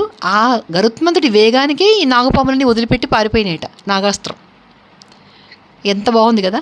ఇక్కడ ఇంకో సెంటెన్స్ కూడా మీరు గమనించారో లేదో చూడండి, ఒకసారి మీరు అబ్జర్వ్ చేయండి. రాముడు అడుగుతాడు, నువ్వెవరు నాయనా, మా తండ్రిలాగా రక్షించావు, మా తండ్రిలాగా ఉన్నావు, నిన్ను చూస్తే అలా అనిపిస్తోంది అని. అంటే విష్ణుమూర్తికి తెలియలేదు ఇక్కడ. విష్ణుమూర్తే రాముడు లక్ష్మణుడుగా వచ్చాడు. భరతుడు శత్రుఘ్నుడు ఆయన రూపాలే 4 భాగాలుగా వస్తాడు విష్ణుమూర్తి. అయితే సగభాగం రాముడుగా అన్నట్టుగా చెప్తారు. అయితే ఆయన ఏంటంటే గరుత్మంతుడిని గుర్తించలేదు. నువ్వెవరు అని అడిగితే గరుత్మంతుడు చెప్పిన జవాబు ఇక్కడ బాగుంటుంది. నీకు నాకు ఉన్న స్నేహం నీకు ఇప్పుడు తెలీదు, అది ఈ యుద్ధం అయిపోయినాక తెలుస్తుంది అని చెప్తాడు. యుద్ధం మొత్తం అయినాక రాముడికి తాను విష్ణుమూర్తిని అనే విషయం అవగాహనకు తీసుకొస్తాడు దేవతలు. అప్పటిదాకా ఆయనకు తెలియదు. అందుకనే ఇండైరెక్ట్గా గరుత్మంతుడు ఆ సంగతి చెప్పి రామలక్ష్మణులకు ప్రదక్షిణం చేసి వెళ్ళిపోతాడు. చాలా బాగుంది కదా. అలాగే ఇంకొకటి టచింగ్గా ఉండే సీన్ ఏంటంటే రాముడు ఎంత ప్రేమమయుడంటే మనం ఇదివరకు కూడా చూసాం, ప్రతిసారి చూస్తూనే ఉన్నాం. అయినా ఎక్కడ మళ్ళీ కొత్తది చూసినా మనకు ఆశ్చర్యంగాను అద్భుతంగాను ఆనందంగాను ఉంటుంది రాముడి క్యారెక్టర్. సుగ్రీవుడు తనకు చెప్పకుండా వెళ్ళి రావణాసురుడిని అటాక్ చేసినప్పుడు రాముడు ఏమంటాడంటే, నీకేదన్నా అయితే నేను చచ్చిపోయేవాడిని, నీకంటే ఎక్కువ ఎవరు నాకు, నువ్వు నా కోసం ఇలా చేస్తున్నప్పుడు నువ్వు స్నేహితుడివి అంటే నీకేదన్నా అయితే నాకు లక్ష్మణుడు, భరతుడు, శత్రుఘ్నుడు, సీత వీళ్ళతో నాకేం పని, అసలు నా శరీరంతోనే నాకు ఏ పని లేదు, నీకేదన్నా అయితే నేను బ్రతకలేను అంటాడు. అది స్నేహం. ఇక్కడ ఆయన స్నేహానికి ప్రాణం ఇవ్వడం అంటే ఇది. సీత కూడా వద్దు అంటాడు. ఇంతకీ యుద్ధం చేసేది సీత కోసం, కానీ నీకేదనైతే నాకు సీత కూడా వద్దు అంటాడు. అంత ప్రాణం స్నేహితుడి మీద. అలాగే లక్ష్మణుడు మూర్ఛపోతే నువ్వు లేకపోతే నాకు సీత కూడా వద్దు అంటాడు. అయితే ఆవేశంలో ఏకపత్ని వ్రతుడైన రాముడు కూడా ఒక మాట అన్నాడు, ఇక్కడ నోట్ చేసుకోవాలి మనం. సీత లాంటి భార్య మళ్ళీ ఎక్కడైనా దొరుకుతుంది అన్నాడు. అంటే నిజానికి ఆయన అలాంటి మాట ఎందుకు వచ్చింది అంటే తమ్ముడు మీద ఉన్న ఆ ప్రేమ, అడుగడుగునా తమ్ముడు తండ్రిలాగా తనను కాపాడుతున్నాడు. ఒక చోట అంటాడు పర్ణశాల కట్టినప్పుడు రాముడు, నువ్వు నాకు తండ్రి లేని లోటు తీరుస్తున్నావు, నువ్వే నాకు తండ్రివే అని అంటాడు. అలాంటి లక్ష్మణుడు, అంత సపోర్ట్గా ఉన్న లక్ష్మణుడు కుప్పకూలిపోతే ఆవేశంలో అన్న మాట అది. అంటే నాకు భూమి మీద ఎవ్వరూ వద్దు లక్ష్మణుడు లేకపోతే అని. అంటే ఆయన అటు స్నేహానికి అంతే ప్రాణం ఇస్తాడు. స్నేహితుడికి ఆపద కలిగినప్పుడు ఎవరిని లెక్క చేయడు, తమ్ముడికి ఆపద కలిగినప్పుడు ఎవరిని లెక్క చేయడు. ఇది కదా రాముడి ప్రేమ. ఎటు చూసినా ప్రేమమయం. నిన్న కూడా మనం నిన్నటి వీడియోలో చూసాం, శుక సారణలు కూడా క్షమించేస్తాడు. వాళ్ళు చారులని తెలిసి కూడా నవ్వుతూ క్షమించేస్తాడు. అది కాబట్టి మంచి క్వాలిటీస్ మనమందరం కూడా రాముడి క్యారెక్టర్ పిల్లకి చెప్పి, పిల్లలు పెద్దలు ఎవరైనా మనం ఏ వయసులోనే మన తప్పులు మనం దిద్దుకోవచ్చు. భగవంతుడు అందుకే ఛాన్స్ ఇస్తూ ఉంటాడు మనకి, ఎవరి ద్వారానూ చెప్పిస్తూ ఉంటాడు. సో ఈ క్యారెక్టర్స్ అందరూ నేర్చుకున్నారంటే ఇంకా సొసైటీలో ఇంకా ప్రేమంతా ఇట్లా నిండిపోయి ఉంటే, ఎవరైనా కానీ ప్రతి మనిషి మీద ఆప్యాయత కురిపిస్తూ ఉంటే ఇంకా ద్వేషాలు, కోపాలు, నెగిటివ్స్, అత్యాశలు, స్వార్థము ఇవన్నీ కూడా పోతాయి కదా. కాబట్టి ఆలోచించండి. ఇవన్నీ వీలైనంత వరకు పిల్లలకు చెప్పే ప్రయత్నం చేద్దాం. Thank you for watching. జై శ్రీరామ్.